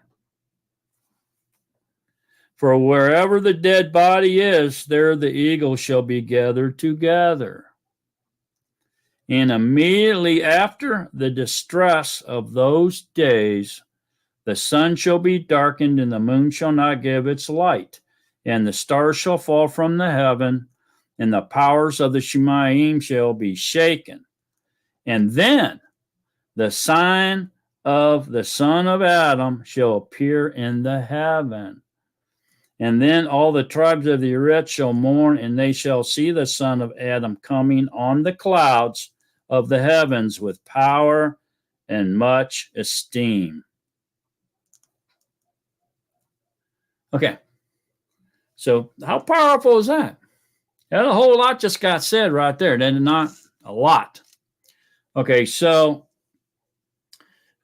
he's telling them that his sign ain't a verbal confirmation that people is seeing him back. Okay, he's saying that the signal is like a lightning flash. All right, and he says this is when the coming of the Son of Adam will be. And wherever the dead body is, there the eagles shall be gathered together. So these eagles then would be representing spiritual beings, okay? And immediately, and not the United States, but spiritual beings. And immediately after the distress of those days, that's after the tribulation years now. And it says immediately after the distress of those days, the sun shall be darkened and the moon shall not give its light, and the stars shall fall from the heaven, and the powers of Shemaim shall be shaken. What's that? Day of Yahuwah. So immediately after the wrath of Hashatan has been poured out, and the wrath of Yahuwah has been poured out. Those are the 7 bowls at the very end of Armageddon. Matter of fact, the 7 bowls or vials is Armageddon. It describes the Battle of Armageddon. Isolates it and describes it, okay, distinctly. That's all it's about. All right, so, but these vials are known as the wrath of Yahuwah. Okay, so the tribulation years isn't the wrath of Yahuwah. That's the wrath of Hashatan. He's angry and he's going nuts. Okay, and then at the end comes the wrath of Yahuwah. The days are cut short. Okay, and then the day of Yahuwah comes. The sun will be darkened, the moon shall not give its light. Stars shall fall from the heaven, and the powers of Shemaim shall be shaken. Okay, that's the day of Yahuwah. All right, so then after that happens, what's up? Lights out. It's super dark now. I'm pretty sure, not positive, but I'm pretty sure ain't going to be no electricity. You ain't going to have lights. Maybe a flashlight or 2 still laying around, but electricity going to be gone. There's not going to be no power through man's efforts. Okay. The sun shall be darkened, so there won't be no sunlight, and the moon shall not give its light, so there won't be no moonlight. The stars shall fall from the heaven, ain't going to be no starlight, and the powers of the Shemaim shall be shaken. So lights out, people, immediately after the distress of those days, immediately after the tribulation years ends, after Armageddon, okay, lights out. Because it's going to be in a very short period of time, it seems to me. Okay, then what happens? Then the sign of the son of Adam shall appear in the heaven. That's probably why everybody's going to see it, because it's going to be huge, and it's going to be in total darkness, and so it's going to illuminate. Everybody's going to see it. The whole world's going to see it, regardless of where you're at. What it sounds like to me. And then all the tribes of the Eretz, see, all the tribes. So it sounds like to me everybody, no matter where you're located on the Eretz, you're going to see the sign of his return. And then all the tribes of the Eretz shall mourn, and they shall see the son of Adam coming on the clouds of the heaven with power and much esteem. So what is this sign? Well, he says, as lightning comes from the east and shines to the west, so also shall the coming of the Son of Man be. So it appears it's going to be a light. It could be a resembling lightning flash, which they would, when you see these, and we've had some of them, and they call them mega flash, mega flashes, okay? So for right now, the world record on record, the largest mega flash known to man, or at least recorded by man to this point, is spanned 477 miles. And it was seen or recorded for 17 seconds. So the flash went 477 miles. Matter of fact, it went across the southern United States, Mississippi, and through there, Louisiana and Alabama, I believe, down in there somewhere. And for 17 seconds, it lit up the sky. That's how long of a lightning flash that was. Well, this one here that's going to usher in is the signal of the son of Adam appearing is going to be, you can't even compare it to this mega flash that's a world record right now. This is probably going to be wrap around the whole frigging globe, probably, at least enough to where everybody can see it. And it's probably going to last quite a few seconds. Okay. It's not going to be a joke, man. It's going to light up the sky, the universe. Everybody's going to be able to see it.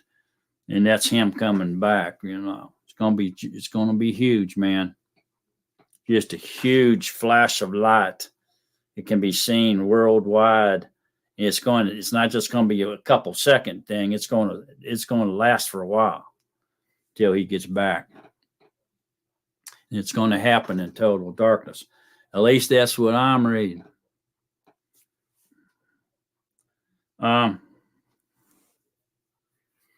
Very interesting, isn't it? So that brings us into the end of the latter days, and then he's answering the signal, what his signal is going to be, and then he goes into saying, and he shall send his messengers with a great sound of a trumpet. And they shall gather together his chosen ones from the four winds, from one end of the Shemaim to the other. So this is interesting, isn't it not, man? I mean, it's kind of amazing that this verse is even here. But obviously the four winds in this case encompasses everything from northwest, east, and south, from the four directions. So no matter where you're at and what direction you're at, for one end of the mind to the other, you shall be gathered together. So this is kind of amazing that he's saying that. And so what is this then? This is the second Exodus. This would be the first resurrection. This would be the beginning of the millennium reign. Would have to be. Okay, so this could be seen as setting up the stage, okay, for what from when it begins and when it ends, as far as his gathering his body. And you see what I'm talking about here as we get into this next one. So the next verse coming says, and he shall send his messengers with a great sound of a trumpet. And they shall gather together his chosen ones from the four winds, from one end of the Shemaim to the other, and learn this parable. It's amazing that he adds on to this, because he seems to have answered all the questions that they asked him, but yet then all of a sudden he seems like he pinpoints a certain period of time that's extremely important. Okay. And so it goes on, says, learn this parable out of nowhere. From the fig tree, when its branch has already become tender and puts forth leaves, you know that the summer is near. So what he's saying here, it's pretty obvious. It's pretty elementary from the signs. That's, what's happening. All you have to do is be, wake up, be coherent and see it. See what I'm saying? So he's saying here, and learn this parable from the fig tree. When its branches already become tender and puts forth leaves, you know that the summer is near. So you also, when you see all these, know that he is near at the door. Truly I say to you, this generation shall by no means pass away until all this takes place. The heaven and the earth shall pass away, but my word shall by no means pass away. Okay, so it's kind of remarkable here now. If you look at this, this is more evidence of when of his second coming. Matter of fact, he kind of commands us here to know. He says it's easy as recognizing springtime, is what he's saying here. Okay, but the fig tree here, he's now referring to Israel as being the fig tree. Okay, Israel being the fig tree. So let me see. We could look at that if you want to. It's no big deal. If you go to Hosea 9:10, it says, I found Israel like grapes in the wilderness. I saw your fathers as the first fruits of the fig tree in its beginning. So here it's very obvious then that the fig tree represents Yisrael, and the fathers such as Abraham, Yitzhak, and Jacob are the first fruits of Yisrael, is what this verse is saying here. Okay, so you can see the fig tree. We can look at some other verses to prove it, but I think you're getting the point. Is fig trees represents Israel. Okay, and so when it's become tender and puts forth fruit, you know that the summer is near. So it's gathered life. It's starting to show the leaves are coming out of the buds and everything, and it's giving back life. Right? It's alive again. Well, this was the rebirth of Israel in 1948.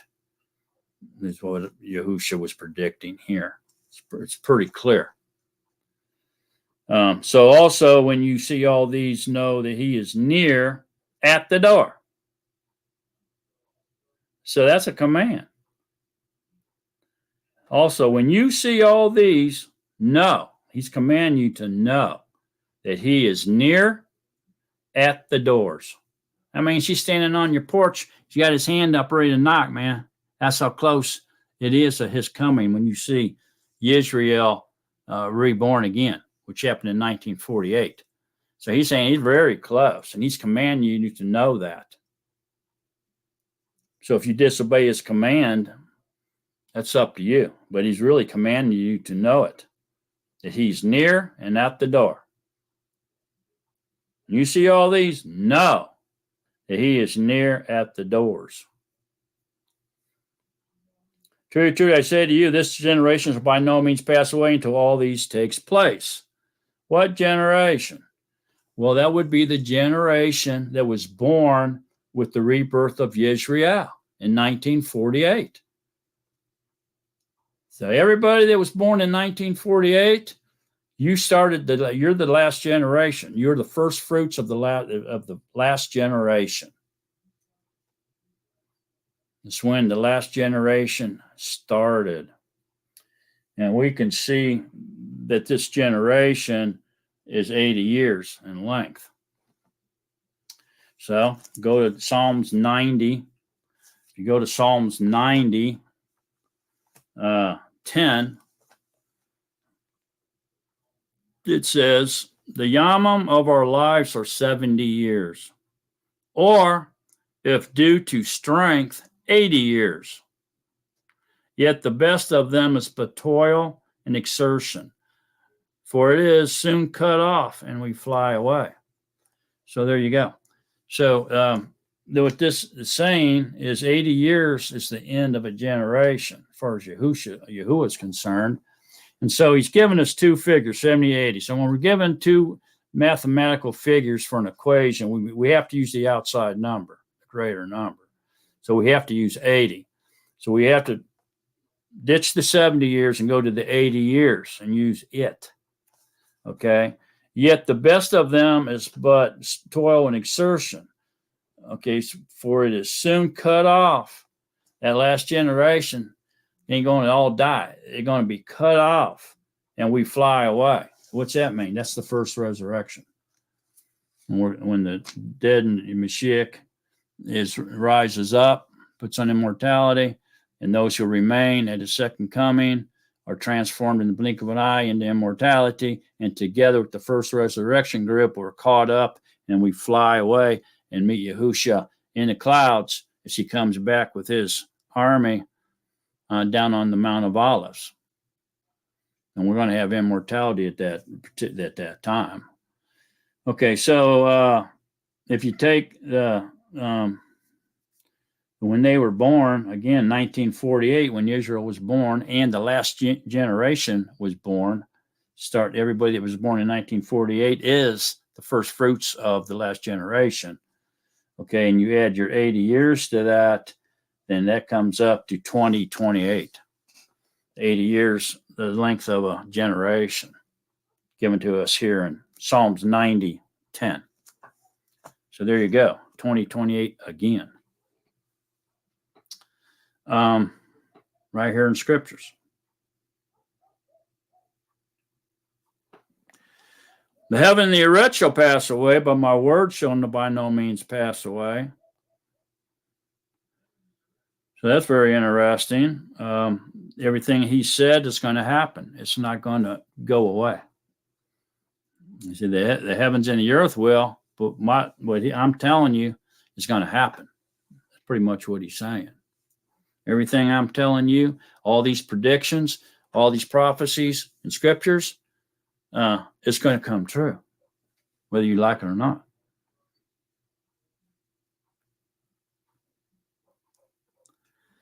Now he's saying, so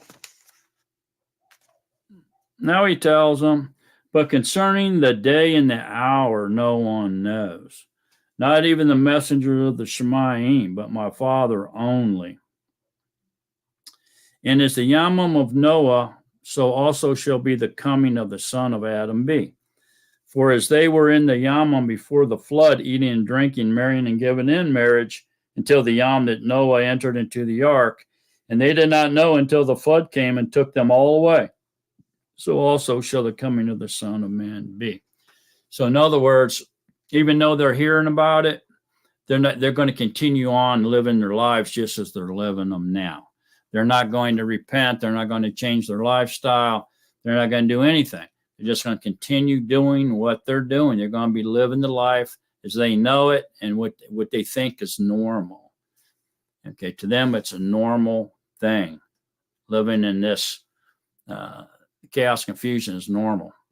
And they're just going to continue doing it. And then all of a sudden, Yahushua's going to, bam, it's all going to happen. See what I'm saying? And so it's going to catch them off guard, just like the flood did. They were all doing it. They were living just like they always lived. They knew about Noah. Most of them, they knew what he was telling them. It took 100 years to build the ark. But yet they just continued to live the way they were living. They paid it no mind. And then one day, they woke up or whatever, living their life normal, just like they always did. It started to rain, which was a very unusual thing. Why? Because it never rained on the earth before until Noah, until the flood. The earth was watered by the dew of the ground. The waters underneath the earth came up and formed a mist and dew and watered the earth. Never rained until Noah's deal with the deluge. Okay, so it caught them all off guard. All of a sudden it started raining. They're like, oh, wow, what he's saying is true. We're in trouble. Let us in. And that's what they're going to be doing when Yahushua comes back. Oh, no, it's true. It's true. Knock, knock, knock. Let me in. Didn't I prophesy in your name? Didn't I do good works in your name? Say, depart from me, you who work lawlessness. I never knew you. So they're going to get caught off guard. No oil in their lamps. So that's what this is saying. It's just going to come in, and they're not going to even expect it. They're going to just be living like they've always lived, paying no mind. Okay, and so then 2 shall be in the field. The one is taken and one is left. 2 shall be grinding at the mill. One is taken and one is left. Watch therefore, for you do not know what hour your master is coming. And know this, that if the master of the house had known what hour the thief would come, he would have watched and not allowed his house to be broken into. Because of this, be ready too, for the Son of Adam is coming at an hour when you do not expect him. Interestingly, Matthew 25:6 says, speaking of the 10 maidens, it says, and at midnight a cry was heard, see, the bridegroom is coming, go out to meet him. So this was during the midnight watch. And so if that's any implication of when he's coming back, it would be midnight, But that's just I guess. All right, so up here it says that no one knows the exact hour. Coming at an hour when you do not expect. They're going to be just living the way they've always lived.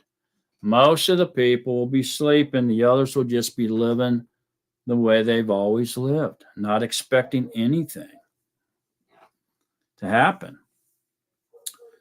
It says, when you do not expect him. So who then is a trustworthy and wise servant, whom his master set over his household?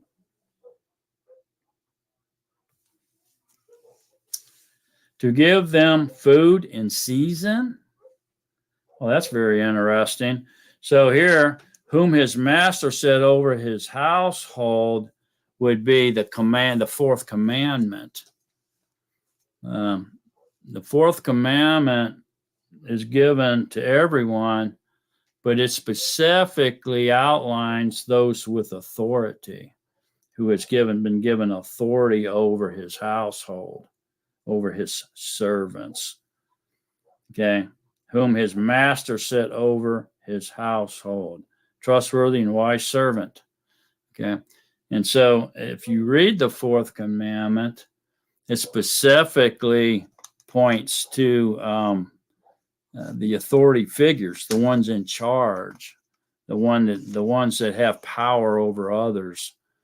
He's holding them accountable for the people under them, who he has authority over, from his wife to his children, to his servants, to his employees, even his animals. He's responsible for ensuring that they not only are allowed to obey the 4th commandment, but they obey the 4th commandment under his watch over them. And I think that's what that's talking about. And I just gave you a little taste of that. You can research it yourself later on. And go to Deuteronomy 5. It says, starting in 12, guard Yom Shabbat to set it apart as Yahuwah your Elohim commanded you. 6 Yamim you labor and shall do all your work. But the 7th Yom is a Shabbat of Yahuwah your Elohim. You do not do any work. You, nor your son, nor your daughter, nor your manservant, nor your female servant, nor your ox, nor your donkey, nor your cattle, nor your stranger who is within your gates, so that your male servant and your female servant rest as you do. See, so you can see here now that he's laying the responsibility for the obedience of that 4th commandment on his servant and everyone that falls under the authority of that servant. So if you make your wife work, your kids or your employees or anybody under your authority, it's been placed under your authority, their sin's on your head. They're responsible as well, but if you override their will to obey Yahuwah, or their choice to obey Yahuwah, I should say, and you make them disobey while you kick back and relax, then their sin is going to be on your head. That's what this is saying. Who then is a trustworthy and wise servant whom his master set over his household to give them food in season? Ooh, to give them food in season? Question mark. That's very powerful stuff. What is that talking about? Well, to me, in season means during the 7 appointed times or during his Shabbats, okay, including the weekly. All right, so in season is during his Shabbats or 7 appointed times plus the weekly Shabbat. And out of season would be any other time of the year. Okay. And we can go to 2 Timothy 4, 1 through 5, and we can see that. So go to 2 Timothy 4, 1 through 5. It says, in the sight of Yahuwah and the Master Yahushua Mashiach, who shall judge the living and the dead at his appearing and his reign, I earnestly charge you. Proclaim the word. They have to hear it. It has to be said within the hearing of people. They won't believe it unless they hear it out of your mouth into their ear.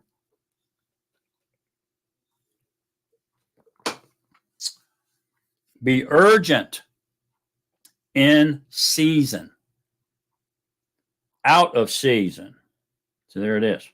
So be urgent in season and out of season. Correct, warn, appeal with all patience and teaching. For there shall be a time when they shall not bear sound teaching, but according to their own desires, they shall heap up for themselves teachers tickling the ear, and they shall indeed turn their ears away from the truth and be turned aside to myths. Turned aside to myths. So there you go. So to give them food in season. So this has to be directly linked to his Shabbats or his appointed times. Okay? It has to be in season. So what does it mean? This is meaning then set over his household to give them food in season. So you're to give them a feast. You're to give them food. And so if you take this to a spiritual level, say we're talking about Yom Kippur now, Kafar, the fast, the Day of Atonement, which is the scapegoat, not the lamb, okay, but the scapegoat, atonement, Day of Atonement. Then we should give our food for that day to someone who doesn't have food to eat. Will we be punished for having somebody eat a festival, eat food on the fast? I don't think so. I think it's something that is good. It's something that can possibly even save a life. And we're surely allowed to do good on Shabbat. And it is a Shabbat. Those are his Shabbats, the 7 appointed times and the weekly. See what I'm saying? So I think we're required here, even during the fast, if you will, to feed others, to give them food in season. And so I think this is an extreme display of love and to give others what you have, and you take their place and you put them in your place, and you take their place. You be the lowly. You be the humble one. Yeah. So I think this is a very powerful message because it's pointing to the second coming. Okay. And so the last warning, the day of trumpets, Yom Kippur, the day of atonement, and then tabernacles when he returns and tabernacles with us in the millennium reign through the 3 fall festivals. You see that? So this is very powerful, even expressing the importance of the 4th commandment, which is also a Shabbat, a day of rest. You see it all in here?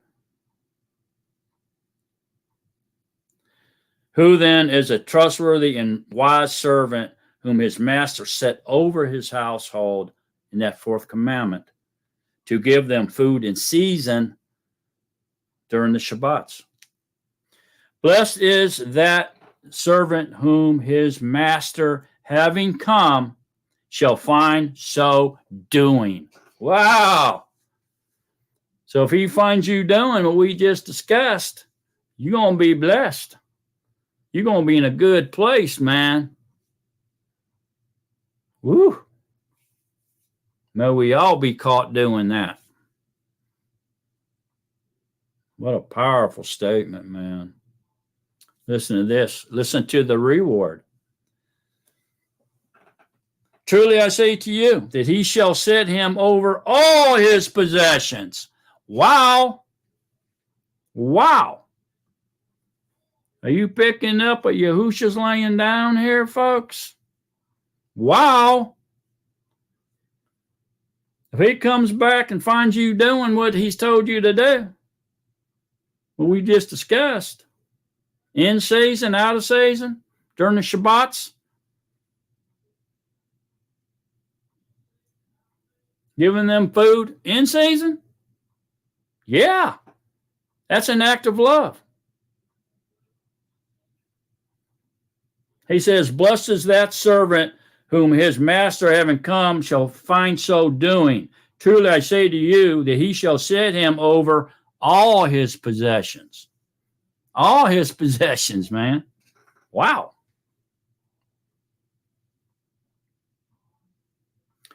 But if that evil servant says in his heart, my master is delaying his coming, and begins to beat his fellow servants and to eat and drink with the drunkards, the master of that servant shall come on a yom when he does not expect it, and at an hour he does not know. The chosen will know. We're commanded to know. We're giving the appointed times for a reason. And shall cut him in two. Cut you in two, man. Maybe down this way, between your legs all the way up this way, or maybe just across your belly. Cut you in half that way. Who knows? But he's going to cut you in two. If you don't believe what's being taught here and you don't do it, you're going to get cut in two. And appoint him his portion with the hypocrites. With the hypocrites. There shall be weeping and gnashing of the teeth. There shall be weeping and gnashing of the teeth. Wow, man. I'll tell you what.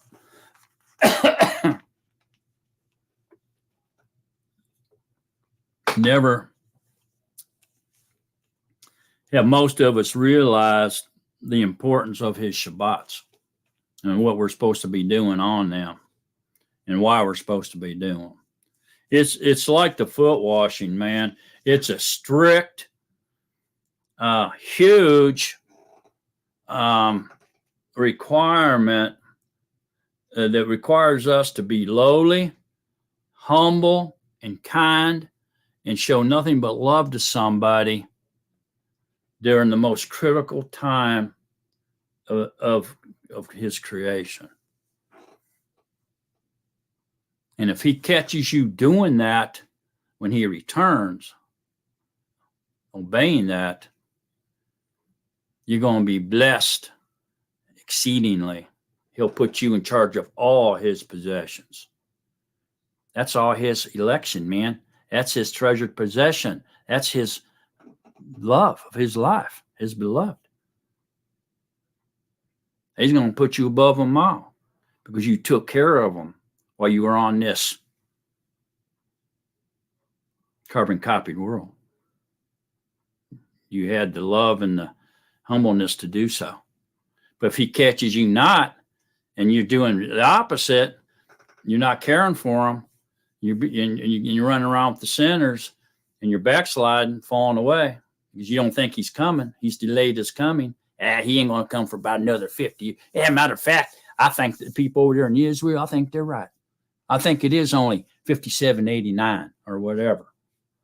He catches you, he's going to cut you in two and throw you into the lake of fire, where there will be weeping and gnashing of the teeth, folks. That's serious stuff, man. This chapter 24 ain't no joke. So here now, before we go on to 25, I just want y'all to see something here. It really 25 magnifies what we were just talking about. I mean, it takes it to a whole new level, clears it up so you can really see it more clearly, you know, and it's confirmation. What I'm saying here, we'll get into it in a second, but before we do, let's go back to verse 15. So when you see the abomination that lays waste, spoken up of by Daniel the prophet, set up in the set apart place, he who reads, let him understand, and let those who are in Yehuda flee to the mountains. Remember that?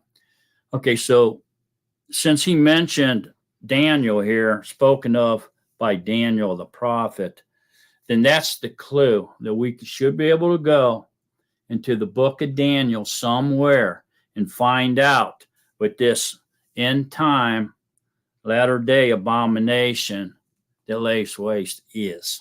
It's going to be set up on the set apart place, which is the Temple Mount. Okay, so it has to be there, whatever that is. It has to be on the Temple Mount in Jerusalem at the end of the latter days. Okay, so let's look and see if we can find it in Daniel. It's described in Daniel 2 and Daniel 11, but Daniel 2 is more of a type. It's a little bit, it's a type or a foreshadow. Okay, when we get up to Daniel 11, we can see it pointing more directly at the end of the latter days in the anti-mashiak. Okay, and so that's where we need to go. So go to Daniel 11. Daniel 11.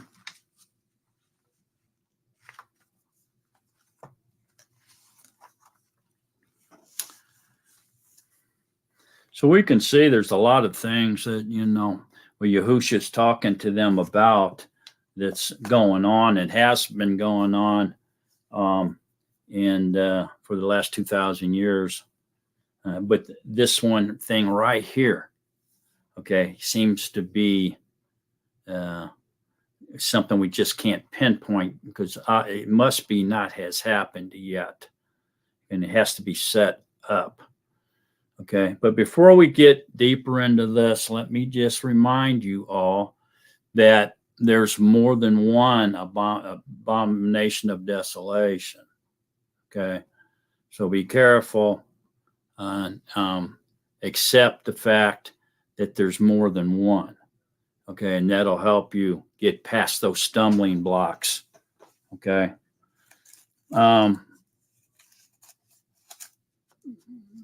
Very interesting stuff here, but let's go ahead and look at it. I'll try to walk into it gingerly as possible. You all stick with me, all right? So Daniel 11:31. You could go from Daniel 11:31 all the way to the end of chapter 12 and get the full picture of it. Let's see. Let's see if I feel like doing that, but it's definitely one to look at 31 and through 33. Daniel 11, 31 through 33. And strong one shall arise from him and profane the set apart place, the citadel, and shall take away that which is continual. So that which is continual is the daily offering. It's even offered to Yahuwah during Yom Shabbat. It doesn't stop. Matter of fact, Yom Shabbat's got its offering to itself, plus the continual offering. So the continual offering happened all 7 days of the week. And each day of the week had its separate independent offering that was performed on that day, all by itself, on top of the continual offering for each day. But the continual offering was 7 days a week, all through every day, all the month, through the entire year. It didn't stop. So that's what is continual. So, and shall take away that which is continual. So this, speaking of the anti-mashiak off into the future here, is saying that he's going to stop that which is continual.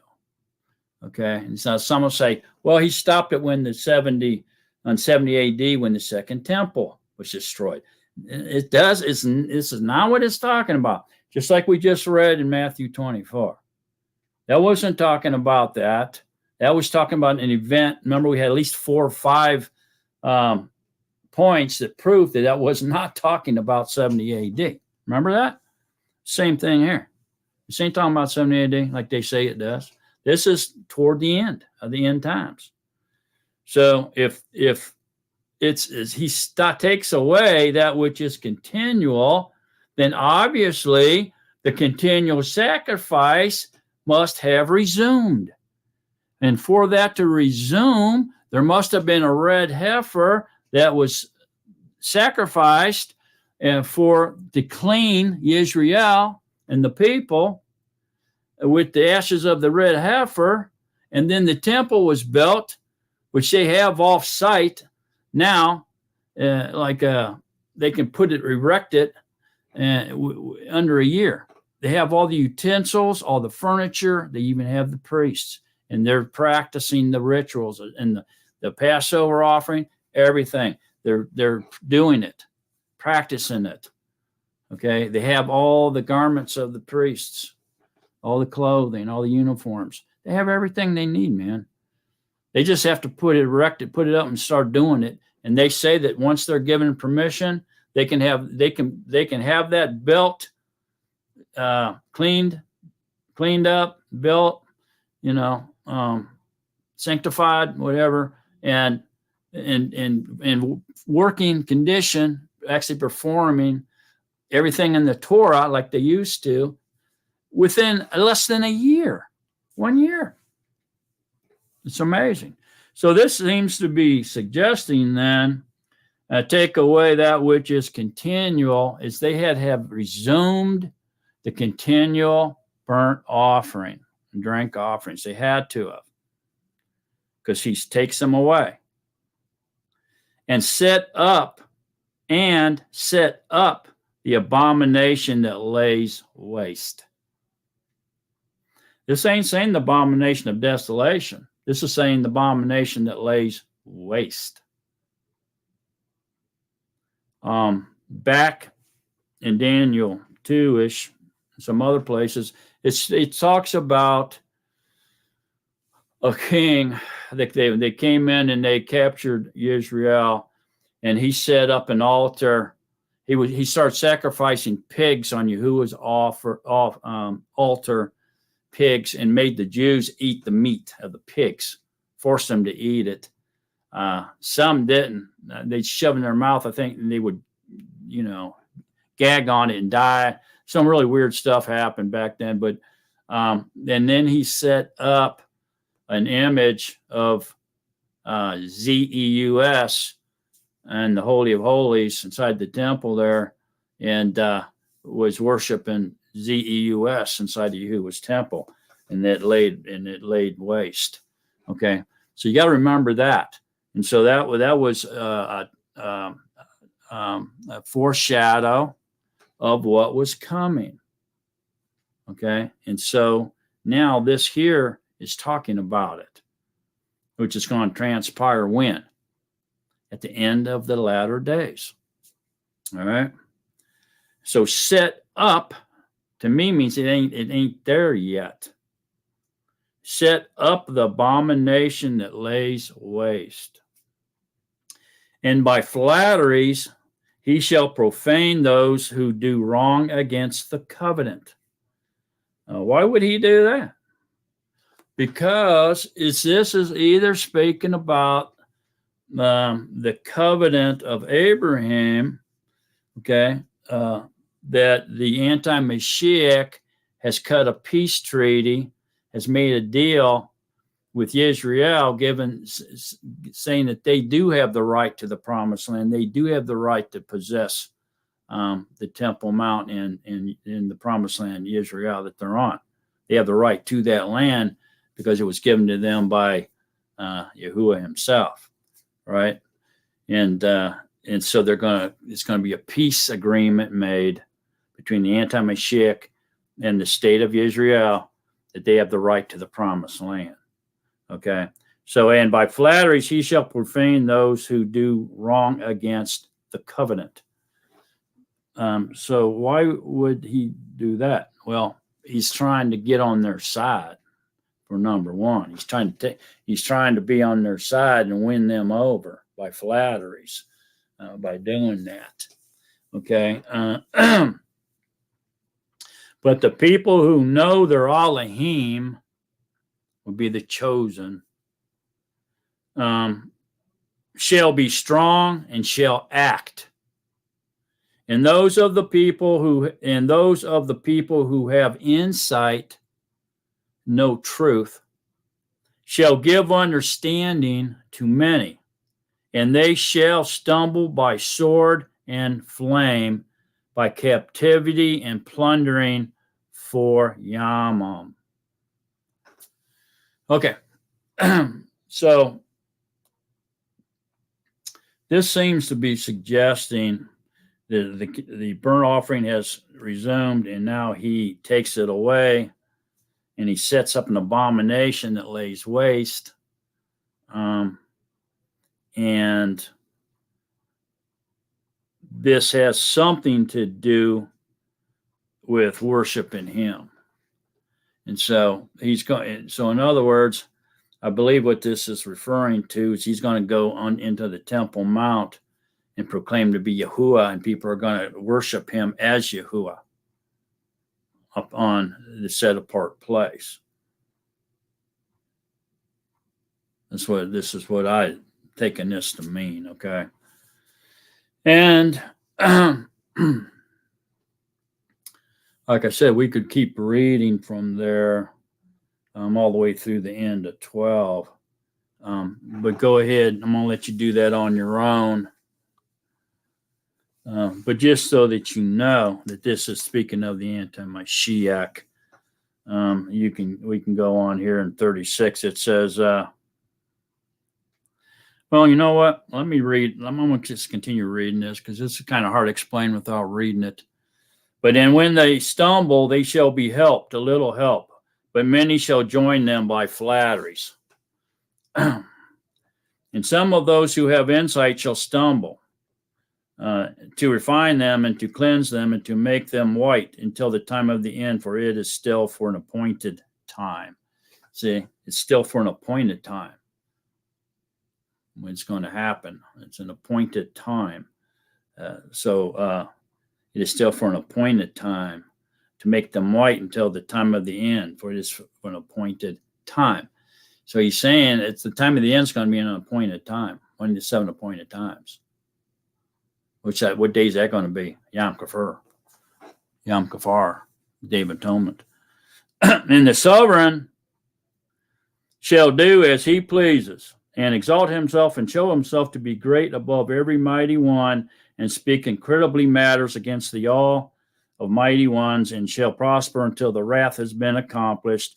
For what has been decreed shall be done, and have no regard for the mighty ones of his fathers, nor for the desire of women, nor have regard for any mighty one, but exalt himself above them all. But in his place he shall give esteem to a mighty one, the mighty one of fortresses. So he's going to have a war, G-O-D. He's going to be G-O-D of war. He's going to worship war and everything about war. He's going to esteem it and make war like great, honorable, glorious, above anything that anybody's ever done. Going to be nasty. So you should easily start to see now this is the anti-mashiach at the end of the tribulation years, end of the end times. Goes on and on and on. Jump down to 12:1. Now at that time Michael shall stand up, the great head is standing over the sons of your people. As the archangel Michael watches over Israel. And there shall be a time of distress, such as never was since there was a nation until that time. Okay, so that sounds exactly what Yahushua said in Matthew 24.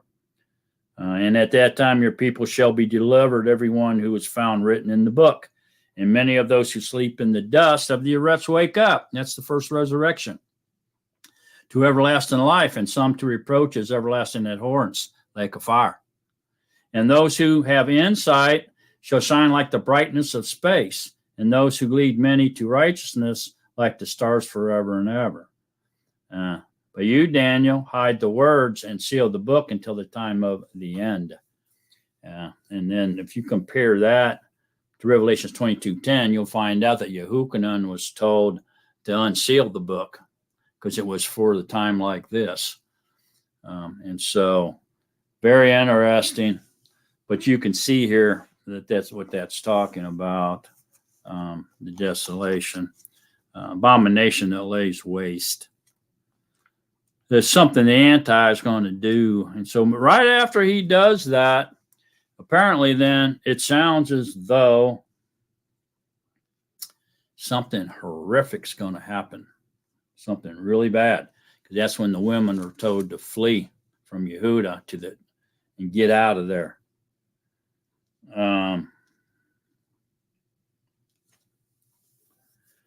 Let's go to keep that in mind. Go to 2 Thessalonians and about verse 3 here.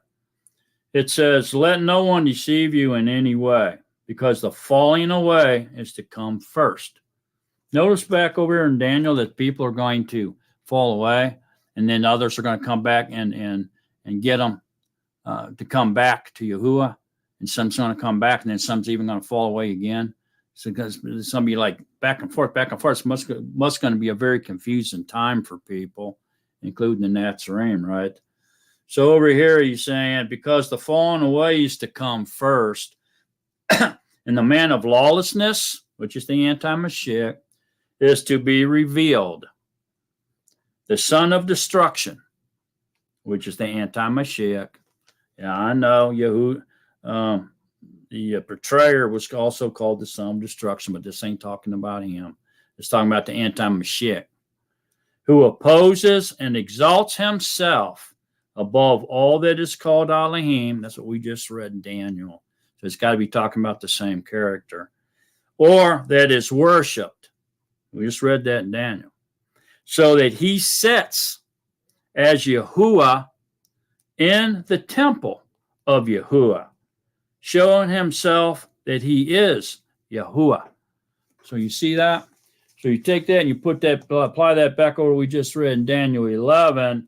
It seems to me that the anti-mashiach is going to stop the continual offerings, which means that they had to have resumed in order to be stopped, that which is continue.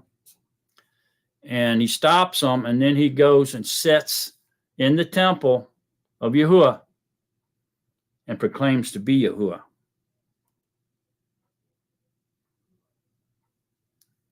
It seems to be exactly what happens here.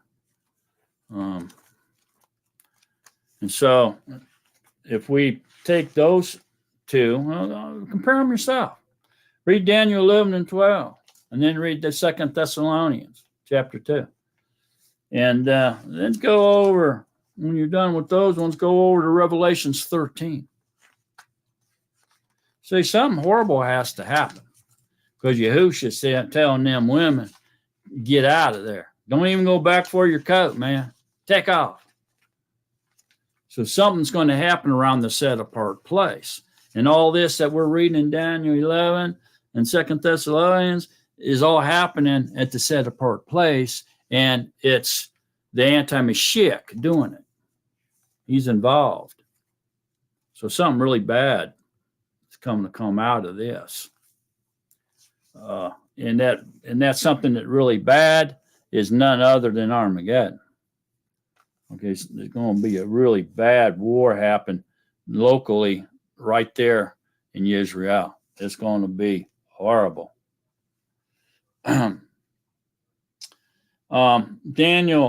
Revelations 13. Go to Revelations 13, 14. It says, and he leads astray those dwelling on the earths because of those signs which he was given to do before the beast, saying to those dwelling on the earths to make an image to the beast, who was wounded by the sword, yet lived. And there was given to him to give a ruach to the image of the beast, that the image of the beast should both speak and cause to be killed as many as would not worship the image of the beast. And he causes all, both small and great, and rich and poor, and free and slave, to be given a mark upon their right hand, upon their foreheads, and that no one should be able to buy or sell except he that has the mark of or the name of the beast, or the number of his name. Here's the wisdom. He who has understanding, let him calculate the number of the beast, for it is the number of a man, and his number is 666. So this is interesting, that the image of the beast should both speak and kill, though everyone that's not taking his mark or knows his name or the number of his name. Okay, and so this would be it's referring to Hebrew gematria, if you will, and it would in Hebrew gematria is in response to 666. In Latin would actually be 616, but it's still Hebrew gematria. Okay, and the Greek is 666 as well, and it is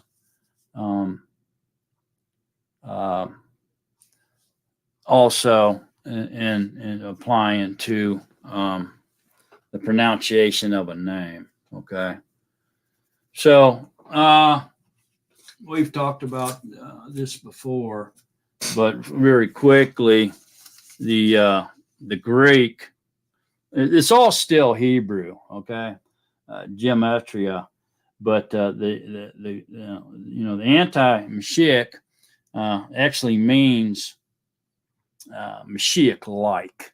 It reference Mashiach-like. So he's going to be acting like the Mashiach. He's going to be an imposter masquerading as him, and he's going to fool a whole lot of people. More than likely, because he's going to become in the program name that everybody's been programmed to accept and be watching out for, and that's the J-man. So in the Greek, the letter, the 660 and 6 is where they're getting the 66 from. is the letter chai. Okay, so a chai sounds like chi when you say it. So chi, chi, chi, really is how it sounds. And then the z, which be xi, would be 60. It sounds like the letter z when you say it. So z.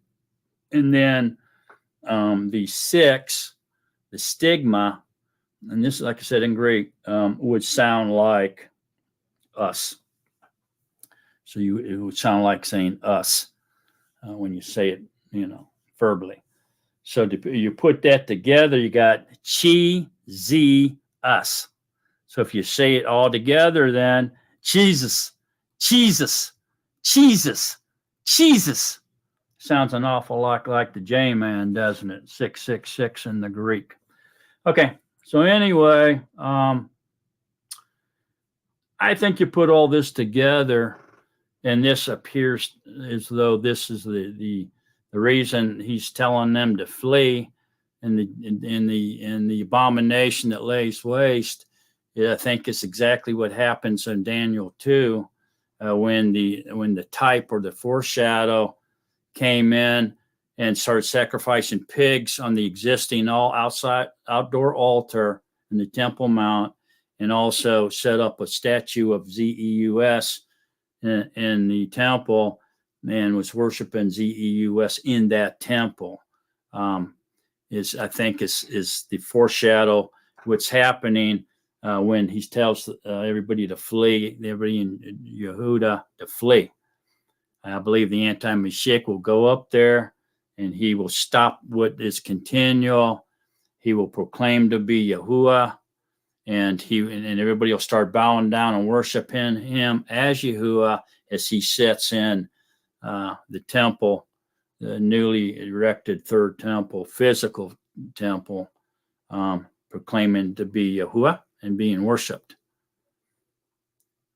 More than likely, though, they won't be calling him Yahuwah. They'll be calling him the J-man or Jehovah, one of the two. Okay, so I think that's what the desolation is that lays waste. Okay. It has to be something horrible. So after this happens, it has to be leads to some type of catastrophe, like an atomic bomb. It could be the climax of Armageddon right at the end. Maybe all this happens right at the very end. I don't know. But it could lead into just slaughter and killing, like in a scale in that particular area there, that stationary area there in Yehuda, up around Israel and stuff, the likes of no one's ever seen before. Just like just a crazy amount of slaughtering, killing of people. Who knows what it's going to be, but it's going to be something horrific. Because Yahusha definitely describes it as a place you don't want to be. When you see that happen, the abomination that lays waste, spoken of by Daniel the prophet, set up in the set apart place, run. Drop everything you're doing. Don't go looking for anybody or anything, and run. So there you go. So read all that yourself and see if you agree with all that. Hopefully you do, because it definitely seems to me that that's exactly what's going to happen. Okay, so now Matthew 25. Let's go into that now, because that's important as well. Okay, so Matthew 25 now. Then the reign of the Shemayim shall be compared to 10 maidens who took their lamps and went out to meet the bridegroom. And 5 of them were wise and 5 foolish.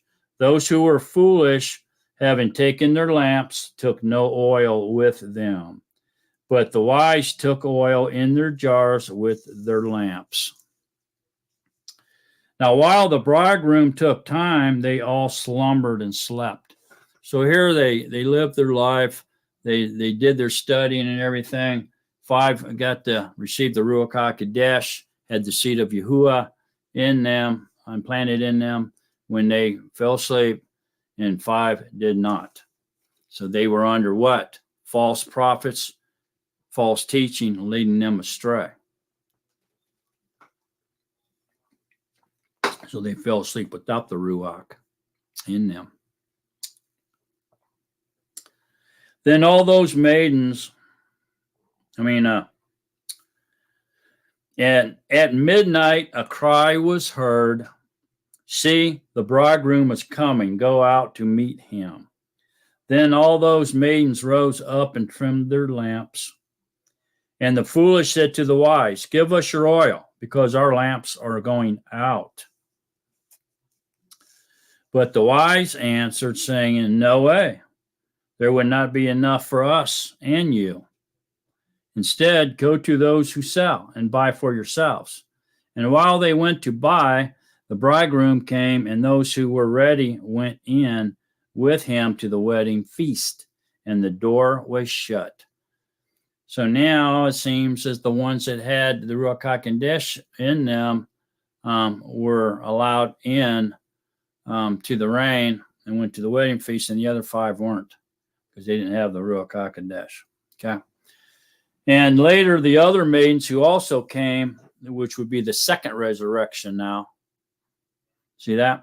And later on, the other maidens also came, saying, "Master, Master, open up for us."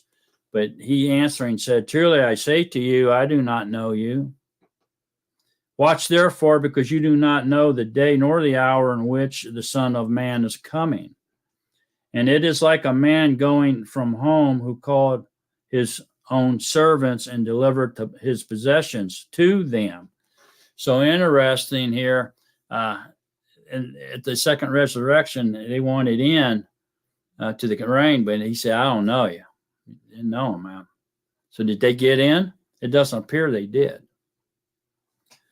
Okay, so now he's going into another explanation here about this. So what are we talking about here? Well, we're obviously talking about the millennium reign and even the eternal reign, hints of the eternal reign here. So for it is like a man going from home who called his own servants and delivered his possessions to them. And to one he gave 5 talents, and to another 2, and another 1, to each according to his own ability, and went from home. Boy, how fair is he? To their own ability. So he doesn't expect for you to be as good as anybody else. He just expects you to be the best that you can be. Notice that? How fair is that? That's very fair. And he who had received the 5 talents went and worked with them and made another 5 talents. In the same way, he with the 2 also, he gained 2 more. And he who had received the 1 talent went away and dug in the ground and hid the silver of his master. And after a long time, the master of those servants came and settled accounts with them. And he who had received 5 talents came and brought 5 other talents, saying, "Master, you delivered to me 5 talents. I have gained 5 more talents besides them." And his master said to him, "Well done, good and trustworthy servant. You were trustworthy over a little. I shall set you over much. Enter into the joy of your master." Then he who had received 2 talents came and said, "Master, you delivered to me 2 talents. See, I have gained 2 more talents besides them." His master said to him, "Well done, good and trustworthy servant. You are trustworthy over little. I shall set you over much. Enter into the joy of your master." And the one who had received the 1 talent also came and said, "Master, I knew you to be a hard man, reaping where you have not sown and gathering where you have not scattered seed. And being afraid, I went and hid your talent in the ground. See, you have what is yours." And his master answering said to him, "You wicked and lazy servant, you knew that I reap where I have not sown, and gather where I have not scattered seed. Then you should have put my silver with the bankers, and at my coming I would have received back my own with interest. Therefore, take away the talent from him and give it to him who possesses 10 talents. For to everyone who possesses more shall be given, and he shall have overflowing. But from him who does not possess, even what he possesses shall be taken away. And throw the worthless servant out into the outer darkness. There shall be weeping and gnashing of the teeth. Okay, so understand that after Yahushua spoke to them and answered their three questions, he was still in context here in chapter 25. He was on a tangent. Okay, Yahushua is elaborating now. He's on a roll, man. He's on a tangent now, and he's confirming with them what he had just told them in chapter 24. He hasn't broke out of that yet. You notice it? It's a continuation of the teaching of chapter 24, the revealing of chapter 24, what's going on in the end times. And so he's given them parables as examples of what he's talking about in chapter 24. Okay, so this is very powerful. And he's speaking here of it's just like we were talking about. When he put you over his household and gave you the authority over others, over your wife, your children, your employees, your animals, your visitors, your guests, whatever. And you're responsible for them, and you're also responsible for feeding others on the day where you're required to fast, if it's for their good and through love, to humble yourself and make yourself lowly, and as a servant to serve the ones that are in need and are persecuted, changing places with them as Yahuwah did us. Yahushua changed places with us. You see that? And so this is similar to that. So he gives you a wife, maybe a couple children, and some animals, and you're over them. And if you execute wisely and be obedient to the fourth commandment and obey his Shabbats, then and understanding them and what is a fast to Yahuwah really mean. Not what you think it is or what man thinks it is or what tradition says it is, but what Yahuwah says it is. Okay. And exercise it and implement it into your life. And he catches you doing that. He's saying, oh, okay. You know what? And you added, you brought in more animals, you got more employees, and you taught them obedience, and you were over them and ensured that they could rest too. Oh, guess what? I'm going to put you over a whole lot. I'm going to get, maybe he'll put you over all his possessions. You see the comparison to what he was saying in 24? So it's amazing. He goes on and gets down to the unworthy servant, the worthless servant, who didn't do that. Okay, he possibly obeyed the Yom Shabbat on his own, okay, but maybe he made his kids go out and work in the fields, or maybe his employees, he made them come in on Saturday and work, on Shabbat and stuff like that, And so this dude did it himself, but he didn't allow the others under his authority to obey Yahuwah. And so their sins was on his head. And so he took what he gave him away and said, throw that worthless servant into the outer darkness, where there will be weeping and gnashing of the teeth. You see that? Maybe you kept Yom Kippur, Kafar. Maybe you kept it, man. Maybe you fasted. Okay, but you didn't help anybody. You didn't do nothing for anybody else. Maybe you made your wife serve you after Yom Kippur.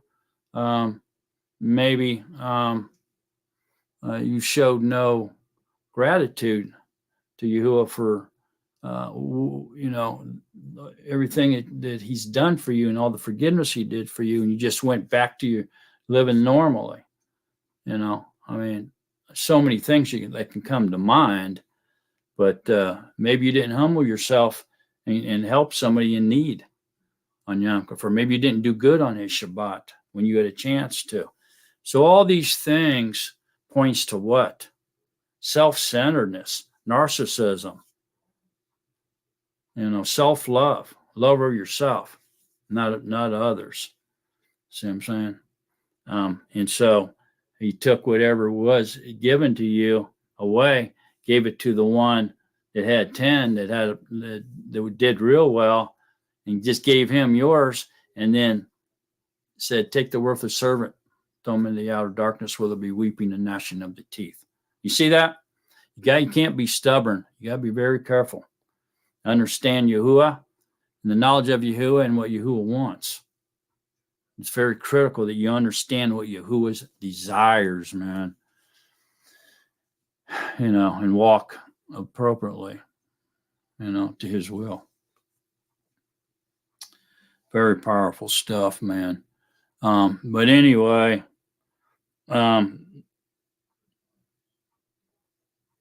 it goes on, and he re-emphasizes everything again, almost making it plain as day now, coming out of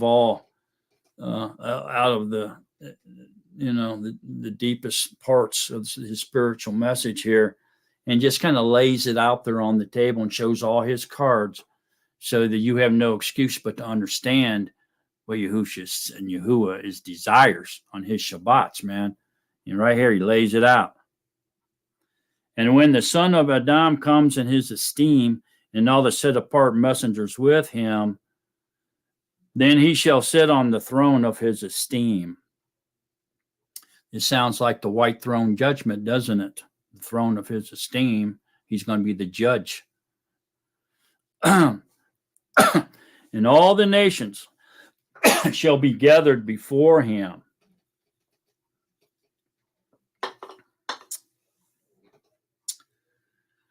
And he shall separate them from one another, as a shepherd separates the sheep from the goats. And he shall set the sheep on his right hand, but the goats on his left. Then the sovereign shall say to those on his right hand, come, you blessed of my Father, inherit the reign prepared for you from the foundation of the world. Okay, so we know that this is definitely the white throne judgment now. All right? Shouldn't have no doubt about that. Prepared for you from the foundation of the world. Before he even created anything, he knew what was yours and who you were his. Yahuwah knows his. You don't have to worry about that.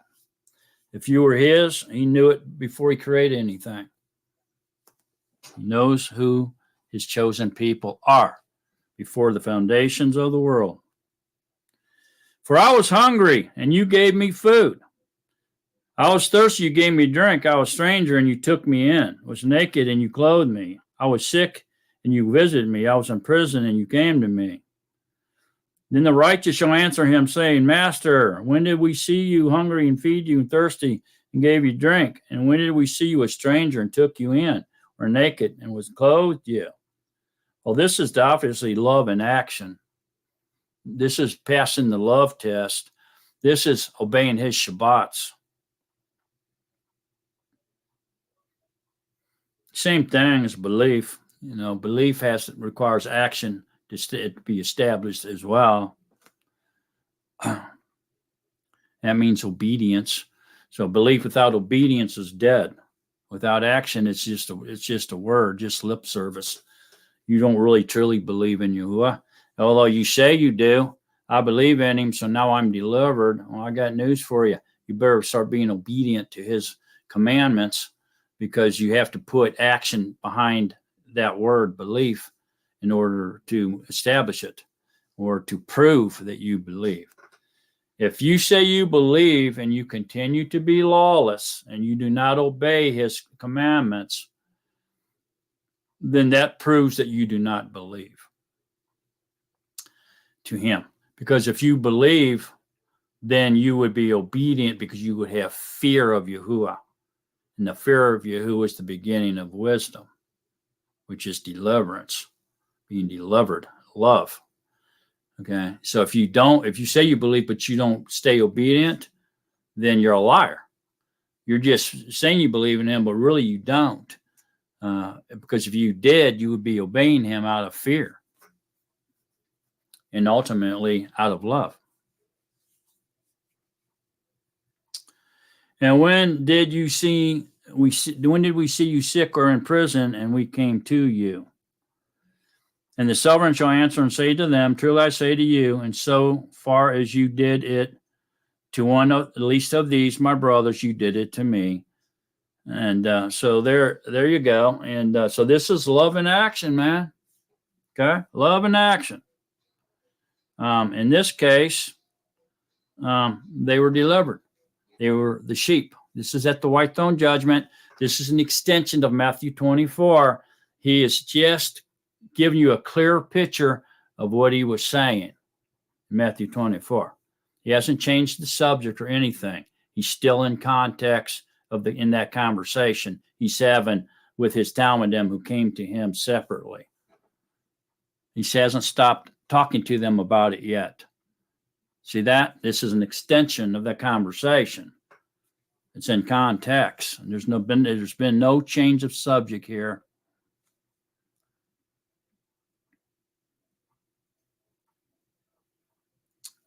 And the sovereign shall answer and say to them, truly I say to you, in so far as you did it to the one of the least of these, my brothers, you did it to me. He shall then also say to those on the left hand, go away from me, accursed ones, into the everlasting fire prepared for the devil and his messengers. For I was hungry, and you gave me no food. I was thirsty, and you gave me no drink. I was a stranger, and you did not take me in. Was naked, and you did not clothe me. Sick and in prison, and you did not visit me. Then they also shall answer him, saying, Master, when did we see you hungry, thirsty, a stranger, or naked, and sick, or in prison, and did not serve you? Then he shall answer them, saying, truly I say to you, in so far as you did not do it to one of the least of these, you did not do it to me. And these shall go away into everlasting punishment, but the righteous into everlasting life. So there it goes. I mean, he said it as clear as possibly could. And so he gave a direct spiritual deal, and then he cleared up a little bit with the parable, and then he just came and laid all the cards on the table and said, look, this is what I'm talking about. This is what I expect you to catch you doing when I come back. This is what you should be doing. This is obeying my commands. This is obeying my Shabbats.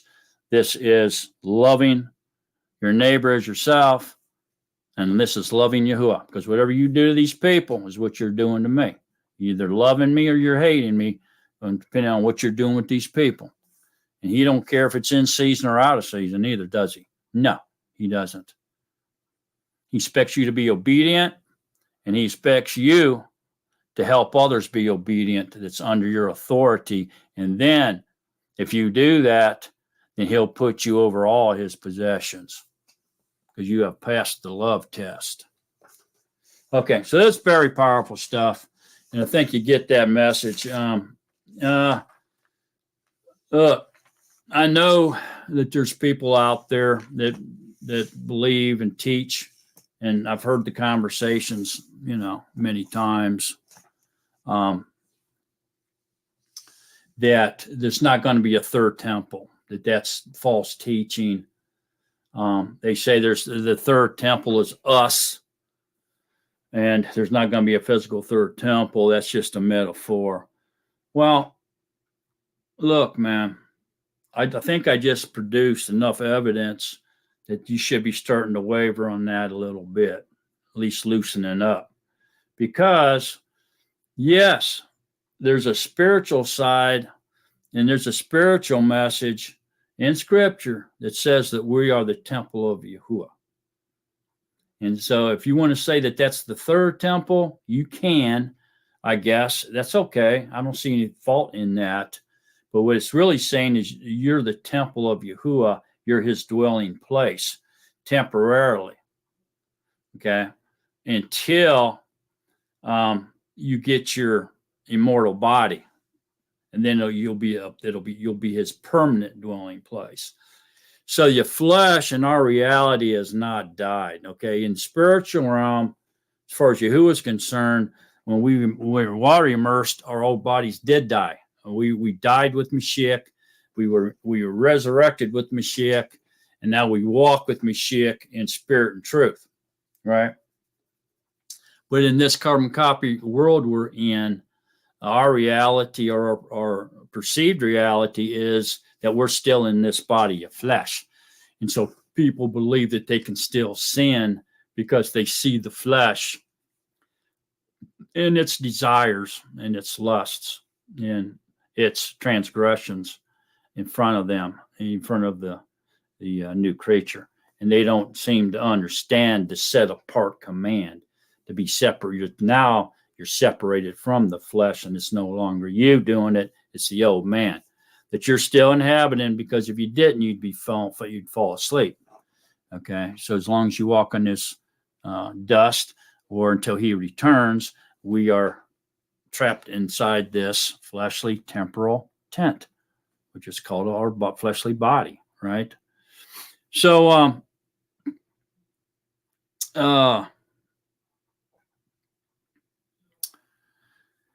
the temple, if you will, that we were just read about in other places in Scripture, is definitely speaking of a physical temple, man.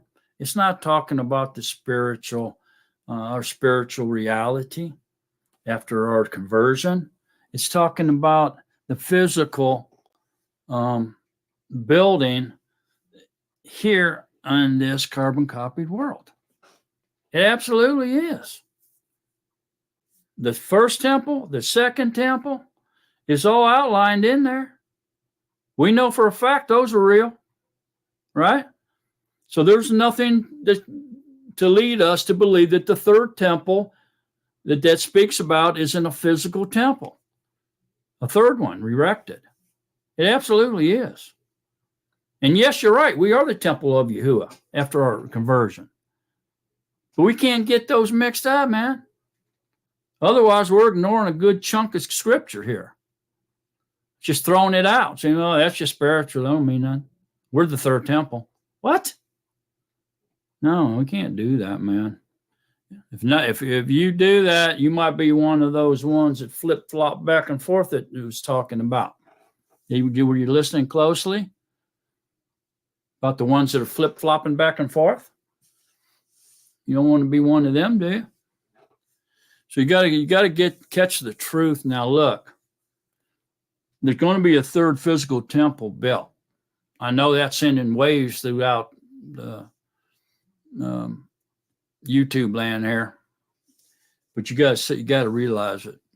Okay, right now I believe we're in the end of the latter days. When I say that, I'm saying we're within a decade of the return of Yahushua. We can say within the 7 years, that the 7 years have just begun. We can even say we're in the 5th year, narrowing it down to 0, only 5 years away from the second coming. Or some people even believe we just crossed into the middle of the week, and we're beginning the last 3.5 years now. But whatever you believe, I want you to understand this, man. There's the anti-mashiak's going to be real. And I think what he is Satan indwelling a man. The image of the beast is going to be a man with this, and Satan's going to be possessing that man. That's the image. The image is the image of a man. It's going to be a man standing up there proclaiming to be the J-man with the devil in him. And that's why Yahusha told the people, the inhabitants of Yehuda, to flee. When they see the abomination that lays waste, talking about in Daniel. And what did Daniel 11 talk about? It talked about the anti-mashiak, man, coming up on the temple and proclaiming to be Yahuwah on the set-apart place. That's the temple. So here's the bottom line. That what's going on over there right now is prelude to something. It's setting the stage for something. And it doesn't look like it's going to stop anytime soon. Okay? So it seems to me there's going to be several things happening here. Okay? There's going to be a temple built, and they already have one, like a prefab, sitting off site over there somewhere in Israel. They have the cornerstones sitting off site somewhere. And matter of fact, I know a gentleman that's actually visits Israel every year, and he has visited the ranch where the cornerstones are, and he has seen them with his own eyes. And he says, yeah, they're there. I saw them. They now got red heifers over there that came from Texas, and they're waiting for them to get to a certain age, and they're going to inspect them again and make sure there's not one hair that's black or white. It's all got to be red, and then it qualifies. Well, it's getting very close now, and I think it's in the spring. They're going to re-inspect them to keep looking at them the whole time, and so far, they're red heifers. There's not one blemish, not one hair that's not red on them. They got like 4 of them over there, 3 or 4. So they have those. And they have all the utensils and furniture, the priests' garments. They even have the priests. Through DNA, they found the people that are related to Aaron line and to the Levite line. And they have them trained. They're training them over there. And so they have all this stuff in order to pick up where the second temple left off. And so they've done these lengthy researches and on Torah and on the designs and practices of the original temple required by Torah, and they're practicing and doing them right now. Okay, and like I said, they're saying that they can erect that temple and get everything working up and running in less than a year, because they've got everything they need. They just need to erect it, the temple, basically, and cleanse it. And so they have the Temple Institute there, what they call the Temple Institute over there in this, and they're heading all this. And they have like a museum type deal over there called the Treasures of the Temple. And they have all the utensils and everything needed, furniture, and everything in there on display. So everybody can see it. It's not being held secret. It's out in the open for the public to see it. And they're ready to go, man. And all they need is the okay from the government. And they put that thing up and get doing that. So if they do that, the stage will be set for that anti-mashiach to come in there and stop what is continual and proclaim to be Yahuwah.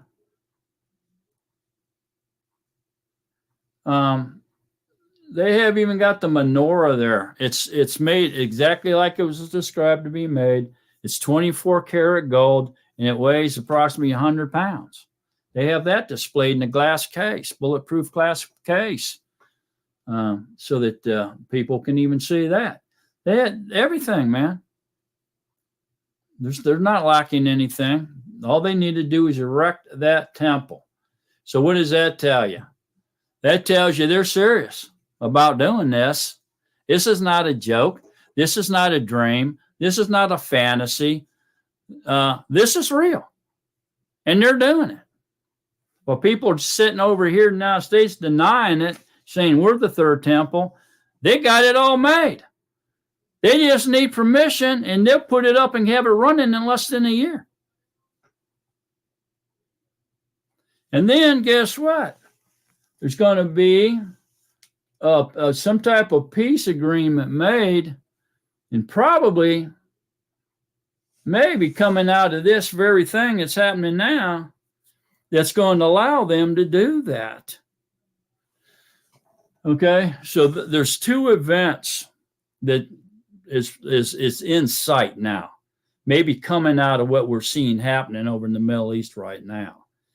And those two events are basically going to be the building, the erection of that third temple, putting it up there in less than a year, and maybe before or after, it doesn't really say, but probably before, there's going to be a confirmation of the covenant between the anti-mashiak and Yisrael. So these two events are in sight. I mean, they can become a reality very quickly, especially on the back end of what's going on over there right now. So what I'm talking about there is in Daniel. Go back to Daniel 9. Let me see. Yeah, Daniel 9. I think it's in Daniel 9. Yeah. And toward the end of the chapter, 27, verse 27. But I'm going to jump up right up above it just so we can lead into it. It says, and after the 62 weeks, Mashiach shall be cut off and have nothing, and the people of a coming prince shall destroy the city. The prince would be Titus, and destroy the city and the set apart place, which is the Temple Mount. That we know that happened in 70 AD or CE, whatever you want to say. Okay, that did happen in 70 AD. Then it says, and the end of it is with a flood, and wastes are decreed, and fighting until the end. So basically, it's not going to stop. From that point of the destruction of the second temple in 70 AD to the end, I'm going to be fighting over Jerusalem. And basically, it has been. Like I said, that 30-acre square area there is the most fought over real estate in the entire history of the world, man. So it's continuing even now. You see, it's taking place right now. Okay, and he shall confirm a covenant with many for 1 week, which is 7 years, and he being the anti-mashiach. Okay, and I believe that is a man possessed by Hashatan himself, the man being the image. Confirm a covenant with many for 1 week. Why am I saying that? Because the devil loves to be a copycat of Yahuwah. He wants to do everything like Yahuwah does. He wants to be Yahuwah and be like Yahuwah and be worshipped. You know, that's his bag, man. That's what he wants to do. And in the middle of the week, which would be 3.5 year period, then in a 7 year period, he shall put an end to the slaughtering the meal offering. So there you go. That's what's continual. Okay. He's going to stop it. Remember, it said so in Daniel. He was going to stop what is continual. And on the wing of abominations, he shall lay waste. So there you go. He's going to stop what's continual. He's going to stop the slaughtering. So in order for him to stop what's continual, and put an end to the slaughtering of the meal offering, stop what's continual, it has to be resumed, people. It has to be a reality. They have to be doing it before it can be ended or stopped. I mean, we can't say, "Oh, that's spiritual." No, that's physical. literal. You got to remember, Scripture's full of literal just as much as spiritual that applies to this carbon copy world. The literal does apply to this carbon copy world, and we have to apply it. We can't say it's spiritual when it's literal and applies to this carbon copy world. How can we say that's spiritual? We cannot. Spiritual is a secret of Yahuwah that's can only be revealed to us by Yahuwah, which is type or a foreshadow or means something other than what it says, such as an idiom or a parable, metaphor or something, and he reveals it to us. That's spiritual meaning. Or he shows us the reality through the type or the foreshadow. But nevertheless, if it's a physical or literal reality, then it has to be. You can't just say it's not. Sure it is. It has to be resumed before it can be stopped or ended. Makes no sense otherwise. Can't even throw a spiritual twist on that. At least I can't. And on the wing of abominations he shall lay waste, even until the complete end. That's the end of the age. To the complete end. His second coming. And that which is decreed is poured out on the one who lays waste. The anti-mashiak, he's going to be, who is going to take him and throw him into the lake of fire, where they're going to burn forever, continual. So that which is decreed is poured out on the one who lays waste, which is who? The anti-mashiak. So the anti-mashiak and the false prophet will be gathered and plucked up, thrown into the fire, the lake of fire, where there will be weeping and gnashing of the teeth. That's what that lake of fire was made for, was for the devil and his followers, which the anti-mashiach and the false prophet are. But I believe the anti-mashiach is actually the body of Satan, the fleshly body of Satan, because he's trying to imitate Yahusha, Yahuwah in the flesh. So he wants to come in the flesh too, and he wants to do everything Yahuwah does. That must be what he wants in exchange for, to be able to do all the things he does, all the evil things he's doing, because he gets to act like Yahuwah and do the things Yahuwah does. I guess that's his reward, and that's what he gets. But he's not gonna get away with it. He's still gonna be punished and thrown into the lake of fire, where he will remain forever. So you see here now what I'm saying. There's got to be this confirmation of the covenant, and for a week. In the middle of that week, he puts an end to what is continual, or to the slaughterings and the meal offerings, which have resumed in the third physical temple. And on the wing abominations, he lays waste. And it means that's when he goes in there, stops what is continual, the sacrifices, proclaims to be Yahuwah, goes into the Holy of Holies, sits down, and he's worshipped as Yahuwah, as he sits on Yahuwah's throne on the set apart place. And when that happens, he will be revealed. You'll have no doubt in your mind who the anti-Messiah is.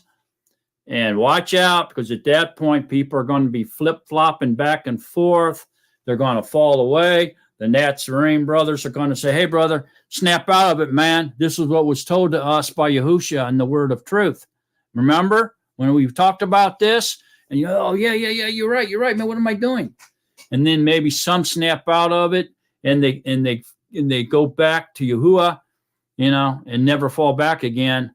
Some of them actually come snap out of it, and then they go back into the delusion again and fall back to prey of the delusion and follow after the anti again. So they're going to flip, flop, and be destroyed. Some are going to perish. This is going to be a powerful event. This is going to be something it's not funny. It's not something to take lightly or discard. This is something you need to use, come into reality check with, man, because you can easily be led astray by these events. They're going to be powerful. It says there'll be signs and wonders that's going to be happening as this goes on as well, making you believe even more that maybe you were wrong. Maybe the Christians are right. Maybe the J-man is G-O-D, and he came back. He's under the name of J-man. Maybe I was misled by the Nazarene. And so you start following after the anti-mashiak. It's going to be that powerful. Scripture says, if possible, even the elect, the cream of the crop, could be deceived. But Yahuwah's not going to allow that. Why and how? Because that's his chosen, his election. So he's going to cut the day short so that you can't be deceived. Otherwise, if he didn't, you would be deceived. It would be possible, and no flesh would be delivered. Even the chosen, the election, even the bride would not be delivered. If he didn't cut the day short, you see that? So be on guard, man. Watch what you're doing. Listen to what's being said here. Okay? Stop with this. Oh, we're the third temple. There's not going to be a third temple belt. Well, what I'm reading, there is going to be a physical temple. And this is all going to be powerful. And the way it all lays out is going to suck a lot of people in, and they're going to fall away. And it's going to take the strongest Nazarene, the ones that understand, to go pull them from the fire and say, wake up, brother. Wake up, sister. We talked about this. What are you doing? And even then, like I said, some will come back to Yahuwah. Some will come back and then fall back away again, because the delusion is going to be so powerful and overwhelming. It has to be. Why else would Yahushua would say, if possible, even the very elect would be fooled? That's why he's saying that. All right, so I want to show you. I think I can do this. Here we go again with me sharing things, but I'm going to try. Give me just a second here. I want to show you some of the. I couldn't find it all, but there was some things I could find that has been built. Okay, so let me see.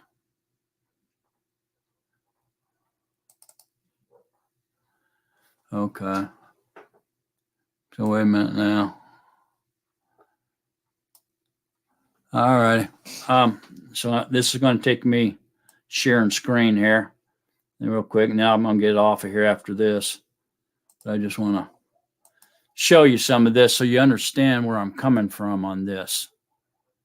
I know this is a lot to take in, but you need to take it in.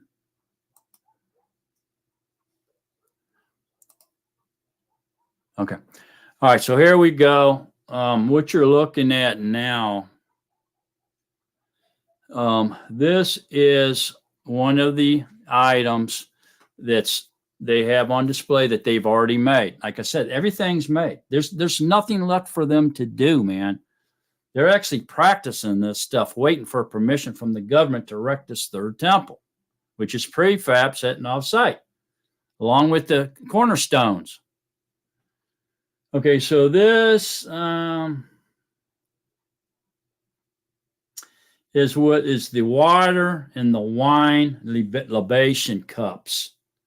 Okay, it's 2 silver cups, and they were fixed on top of the west corner of the altar, one for water libation and the other for the wine.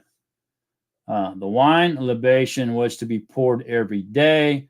The water was poured only on the Feast of Tabernacles. So they got that. Okay. All right. So let me see here now. Okay. I hope y'all are seeing this. I think you are. It seems to be acting right. Okay. So now this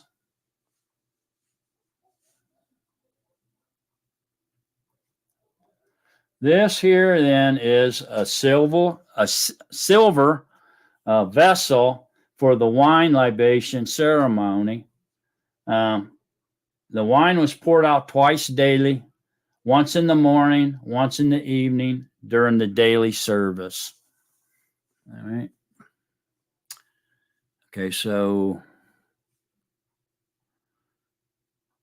let's look at another one here.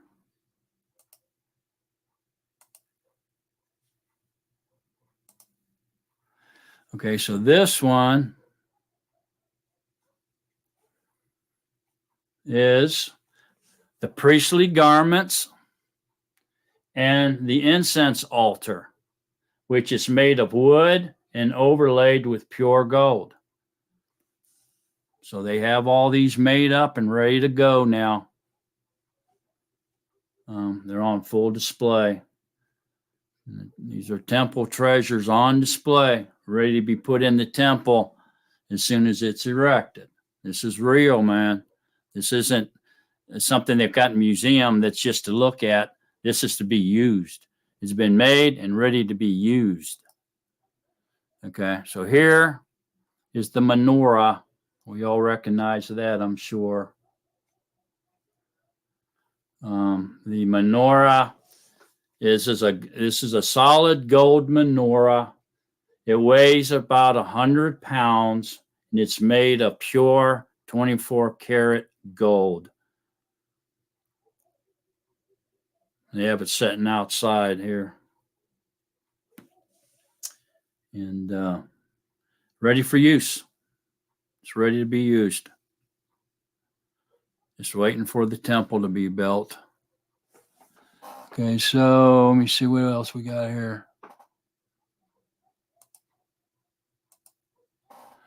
Okay, so this is interesting. So this is the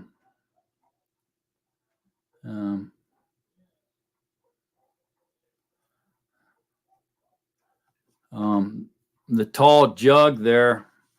You have a tall one here and a short one. So this tall one contains enough menorah oil, the oil for the menorah, to last for all 7 lamps. Okay, enough to fill all 7 lamps. That oil is poured out of this one into this small golden jug, which replenishes the individual lamps. The bowl is just fill it up. They pour it into the lamps. Okay, just enough oil to top it off. The bowl with the tongs here, and brush. See the brush, tongs and brush is for cleaning the menorah. So this is for cleaning the menorah. Okay, so they have that ready to use, sitting off-site, protected, and ready for service. It's not just something to look at, it's real. It's ready for service. Okay, so here we have now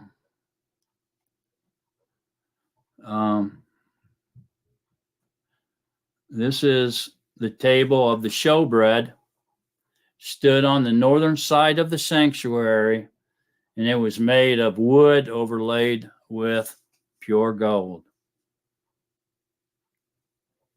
It's ready to be used. So this here now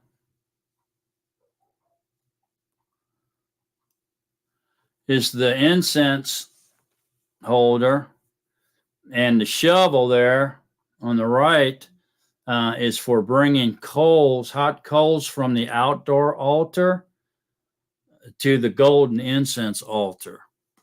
So they go get the altar, outside altar coals, bring it in for the indoor altar, and that burns the incense in here.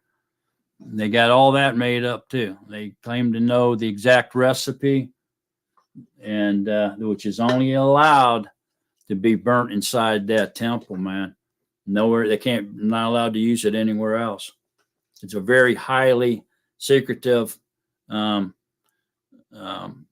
covenant type recipe, and they won't release it. Nobody knows it, but just a handful of people.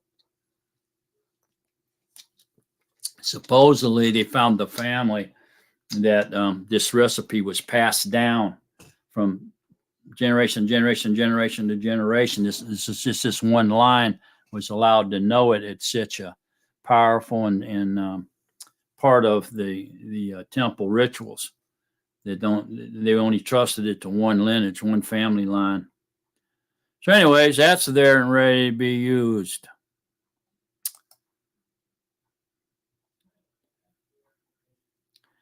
And these are the copper vessels.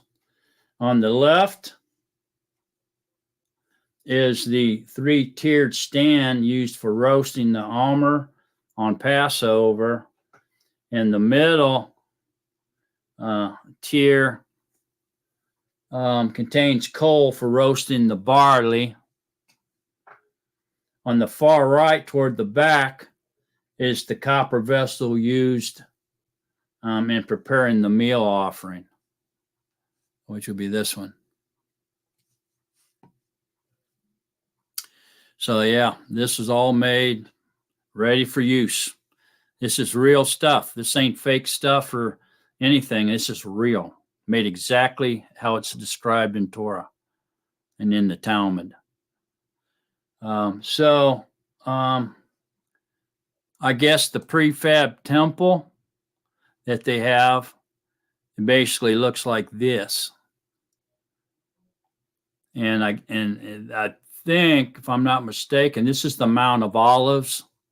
In the back here would be the Mount of Olives.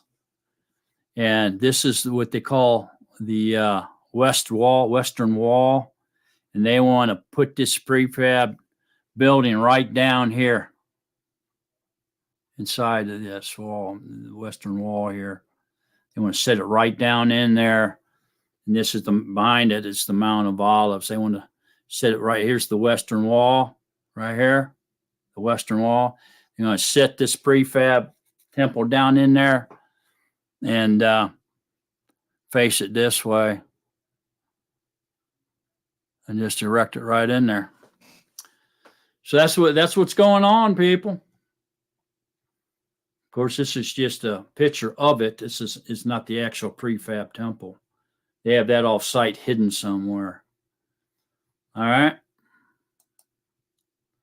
So what I want you to see, the reason I'm showing you all that, so that you can see this is serious business, man. This isn't something I'm making up. This isn't a joke. These people dead set on erecting this third physical temple.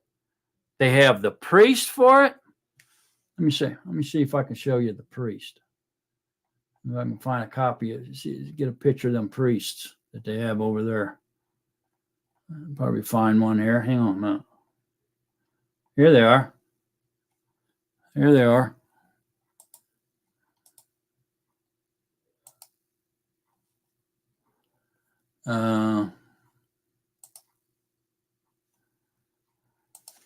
Let me see if I can show you this really quick. You see what I'm talking about. Oh, well, maybe not. Well, let's see. Let me try it again.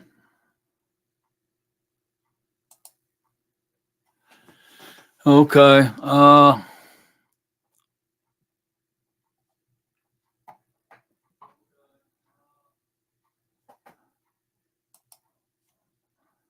I don't know.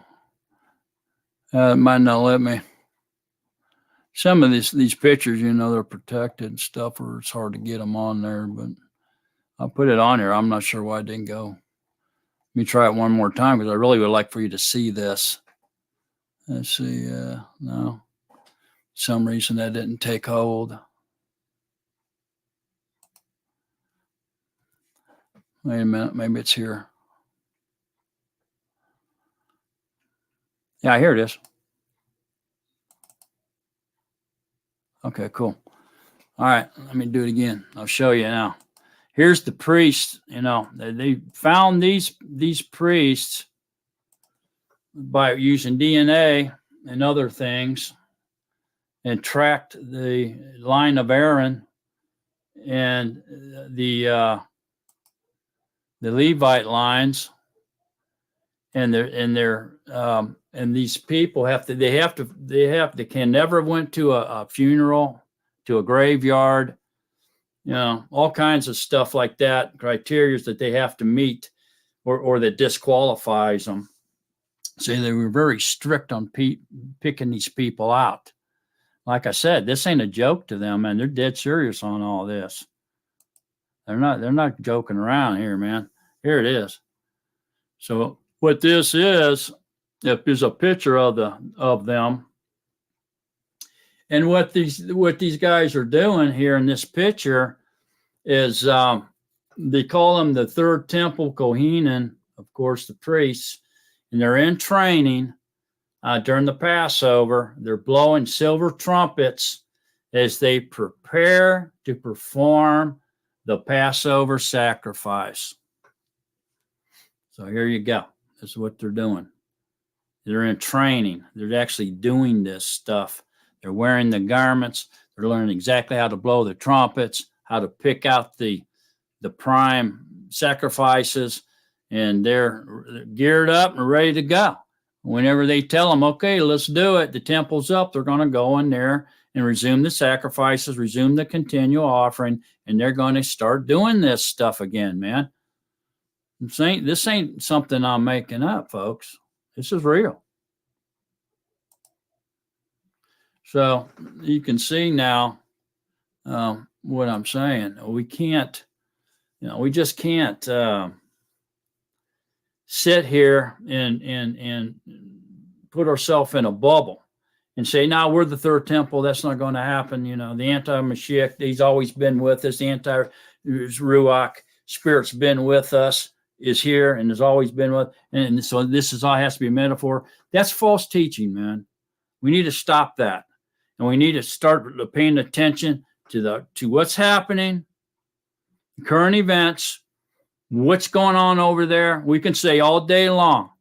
We can sit here and deny it all day long and say the people over there in the land of Israel, the promised land, is not the Jews.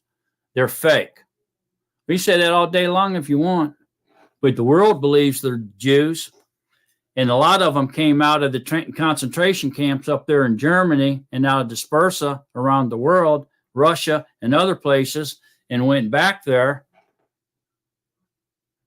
Okay, and they're living there. That is for sure the promised land.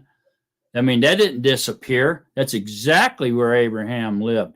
That's exactly where David killed Goliath. That's the promised land, man. That happened in Gaza City, by the way. Gaza, by the way, in the land of Philistine, there in the valley. So Samson when he pushed down them columns and killed those people, that was in Gaza City. So they're definitely in the right place. That is the promised land. Spiritually, if you're not a member, if you're not engrafted into the everlasting covenant, okay, you're not Yisrael, the spiritual Yisrael, which is the chosen ones, the election, the bride. Okay, but they definitely got the lineage of Aaron. They've proved it through DNA. We sit there all day and say they're lying. But the fact is, these people are serious as a heart attack, and they're over there ready. They're not preparing anymore. They're ready. They have the third temple built prefab, off-site, hidden. They have the cornerstone hidden. I know a man that's seen it with his own eyes. They have the red heifers from Texas over there in spring. If they're still perfect, they're going to be sacrificed. Be ready, because it's going to happen. They have to do that before they erect the temple. The first thing they're going to do is do the offering of the red heifers. They have all these utilities and furniture I just showed you. They have it on public display. Go over there and see it for yourself. You don't believe it. They have the uniforms. They have found the line of Aaron and of the Levites. They are practicing everything that they're supposed to be doing. They have qualified them. They have met every condition and qualification. They're ready to walk into that temple once it's erected and assume their temple duties as priests. This ain't a fantasy. This is real, man. Whether you like it or not, Scripture says a physical temple is going to get erected. And by what I see, it surely is. These people are dead set on it. So we can look for this building of the third temple and the confirmation of the covenant, or this peace treaty which is going to allow them to erect that third temple, coming out of this mess that's there right now. Is the peace treaty going to happen before World War III or after World War III? Scripture doesn't say. We don't know.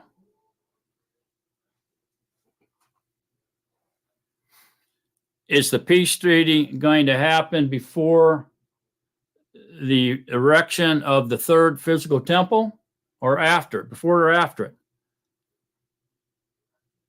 Well, I don't know where Scripture tells us that, but common sense, I mean, if we just apply a little bit of common sense here, I would say the peace treaty is what allows them to erect the third temple that they are in possession of now, prefab. It's going to give them the permission to do so when the anti-mashiak confirms the covenant with Israel, saying they have the right to the promised land in the Temple Mount. It does appear that it will be a sharing agreement. So it doesn't seem as though the Palestinians are going to be totally wiped out of it, or the Dome of the Rock in the mosque there is going to be totally leveled. It doesn't really say, but it seems that it's not, because it seems like as it describes the outer court and not being measured in the outer court because it's going to be left for the Gentiles, maybe a prediction for us that they're going to share that Temple Mount somehow. In the Dome of that Rock, or that mosque will still be there, and the third physical temple of the Jews will be there, and then there'll be an outer court for the Gentiles or the Christians, and all the other people to come there and visit as well. So it's going to be like some type of sharing arrangement, is what it seems like Scripture is suggesting.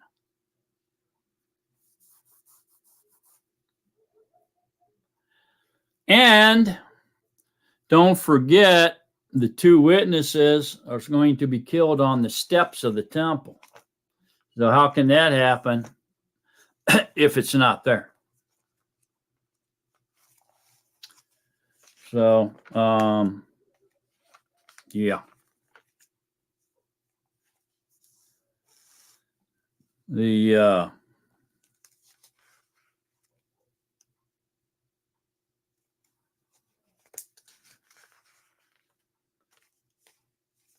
two witnesses is in Revelations 11.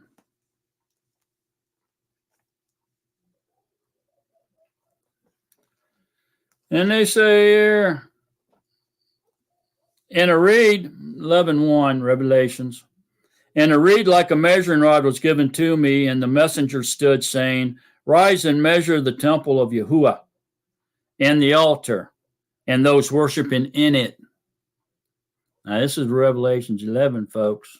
This is talking about the end times, the end of the end times. But cast out the court which is outside the temple, and do not measure it, for it has been given to the nations. See that? The Gentiles. And they shall trample the set apart city underfoot for 42 months. So for 42 months, the Gentiles are going to be going up on this set apart place, the temple, and into that nations or Gentile courtyard, outer courtyard, and be up there worshiping, doing whatever, probably littering, spitting on the ground, all kinds of stuff. You know how Gentiles are. They don't give a darn, you know. And I shall give to my 2 witnesses, and they shall prophesy 1,260 days, clad in sackcloth. That is about 18 days short of 3.5 years. So that's going to be cut short right there, at least 18 days. Is that pertaining to the days? He'll cut the days short. Could be. 18 days short. Could be. These are the 2 olive trees and the 2 lampstands that are standing before the Yahuwah of the Eretz. And if anyone wishes to harm them, fire comes out of their mouth and consumes their enemies. And if anyone wishes to harm them, he has to be killed in that way. These possess authority to shut the heaven so that no rain falls in the yamam of their prophecy. And they possess authority over Mayim to turn them to blood and to smite the Eretz with all plagues as often as they wish. And when they have ended their witness, the beast coming up out of the pit of the deep shall fight against them and overcome them and kill them, and their dead bodies lie in the street of the great city, which Ruachli is called Sodom and Mitzrayim, where also our master was staked. So that's Jerusalem. And some of the peoples and tribes and tongues and nations see their dead bodies for 3.5 days and not allow their dead bodies to be placed in the tombs. And those dwelling on the earth rejoice over them and exult. And they shall send gifts to each other because these 2 prophets tortured those dwelling on the Eretz. And after the 3.5 days, a breath of life from Yahuwah entered into them, and they stood upon their feet, and great fear fell on those who saw them. And they heard a loud voice from the heaven saying to them, "Come up here." And they went up into the heaven in a cloud, and their enemies saw them. And in that hour there came to be a great earthquake, and the 10th of the city fell in the earthquake. 7,000 men were killed, and the rest became afraid and gave esteem to the Yahuwah of the heaven. So that almost sounds like the first resurrection. Sounds like right at the end, the return of Yeshua, the second resurrection. They're going to be resurrected along with the rest of the people that have fallen asleep in Yahusha. Doesn't it sound like that? It says up into the clouds with them. So that could be when the 3.5 years right at the end, 18 days short. Yahuwah cuts it short, comes back, resurrects the dead. Those who are still remaining fly away with him. And these seems like these 2 witnesses are part of that first resurrection group. That's what it sounds like to me. And nevertheless, they're up there on the set apart place for sure in Jerusalem. All right. So anyway,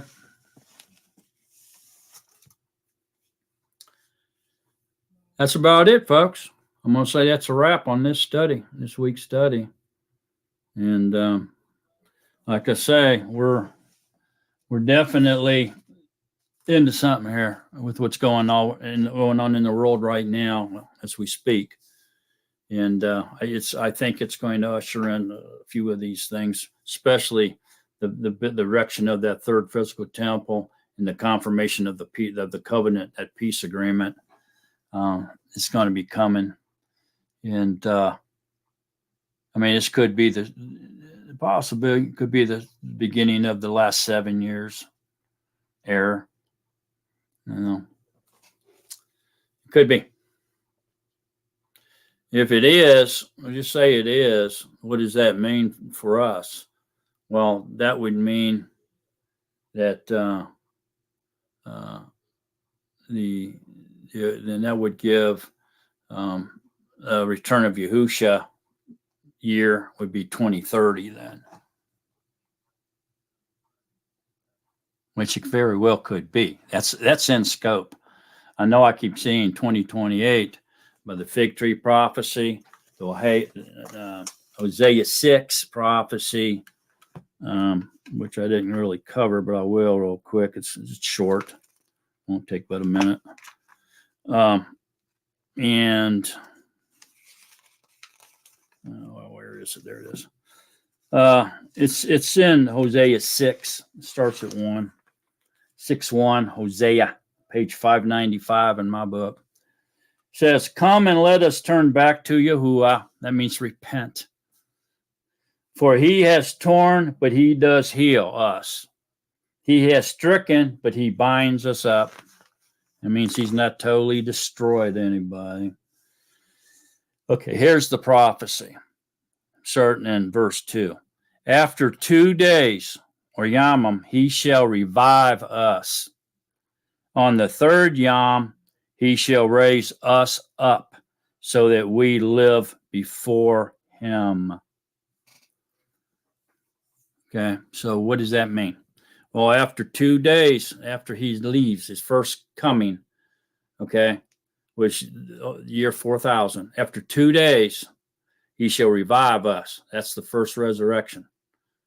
Okay, and the changing in the blink of an eye of those who remain, caught up together with the first resurrection group. Meet Yahushua in the clouds as he descends upon the Mount of Olives. Okay, that's year 6000. So the first coming is year 4000, 2 days or 2000 years later, 2 millenniums later.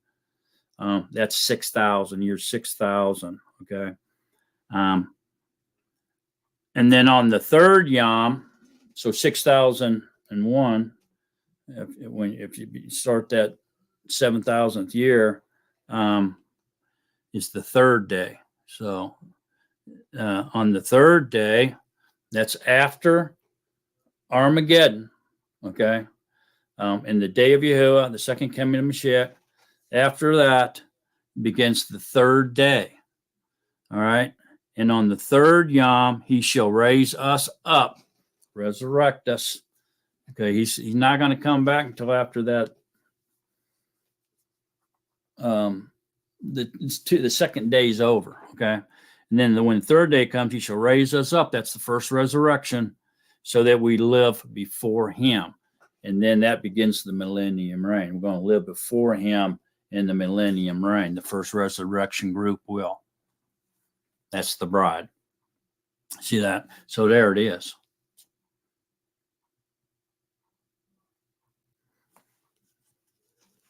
So that's what they call the Hosea 6 prophecy, if you will. All right. So you have the Hosea prophecy, the fig tree, Hosea 6 prophecy, the fig tree prophecy, and what we read in Matthew 24. And there's some other ones in there too that all point to 2028 to 2032, somewhere in that range. Now, the Roman Gregorian calendar may be off a couple days, or maybe off a couple, anywhere from 2 days to 2 years. And so we could tack 2 years on 2028 and say it's 2030. We could tack two years on 2030 and say he's coming in 2032. Okay, but I would say that the anything that has to do with the peace agreement, the confirmation of the covenant, and the erection of the third physical temple and the Temple Mount on the set apart place would be the beginning of sorrows, man. Because right in the middle of the week, it's when he goes in there and stops what is continual. So that's the 3.5 years of tribulation. You only got 3.5 years left at that point. And so the anti-mashiach is revealed at that point. In the middle of the week is when he gets revealed, and we know who he is for sure. Definitely know who he is. Okay. And then we go into 3.5 years minus some days dealing with the wrath of Hashatan. It's going to be a horrible time, and we're going to have to deal with that because we're going to be here. And then when Armageddon happens, that will be a horrible time as well for the land of Israel and the inhabitants over there. And then that will usher in, cut those days, that 3.5 years there will be cut short at the end of the Battle of Armageddon. And then that's when Yahushua will come back, and we'll have the day of Yahuwah. He'll take the anti-mashiach, throw him in the false prophet, men's teachings, religions, governments, all that, everything into the lake of fire and destroy it all. And then he'll reign supremely. And his reign never ends. It'll go through the eternal reign, the millennium reign, white throne judgment, and then on into his government will go all the way into eternity. It'll be forever under the reign of Yahuwah. All right. So watch out for some of that stuff. We're getting close, man. And it's the developments, the events, developments, and everything, situations that's developing right now over there, is to keep your eye on it, because it may lead us into any of these things that we had just discussed. May be coming. Is it possible for everything that they're doing over there to get blowed up and none of that ever happens? And they never build that third temple, and none of that stuff resumes? Is it possible that it all gets destroyed in a great war? Yeah, it's possible, but Scripture doesn't say it, doesn't teach it.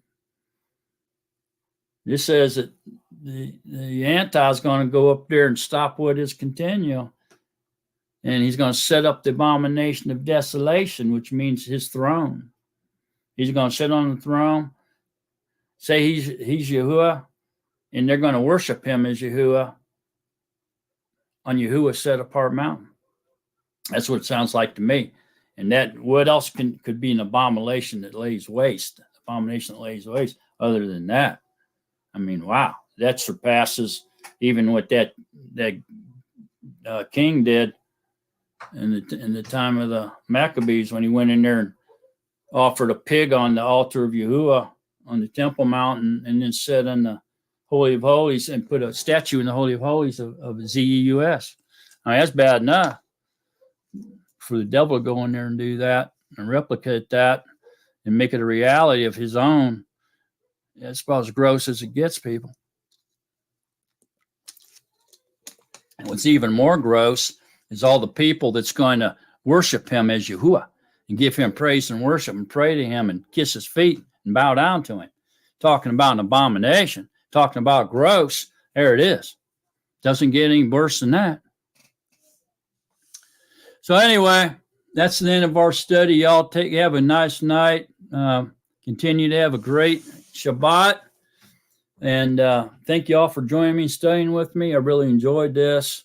And as we proceed through these end times together, the end of the end times together, remember to pray for each other, support each other, unite. Netzarim, we got a big job ahead of us. This is no time for division. This is no time for hatred. And this is no time to not be supporting each other. And do the best you can. And remember to stay in love with Yahusha. So long, Netzarim, beloved of Yahuwah. So long, everyone. See y'all next week. See a lot of you tomorrow. We're on chapter 6, Revelations tomorrow. Don't miss it. Be there or be square. It's going to be powerful stuff, man. Love, joy, and peace to all of you. See you next week.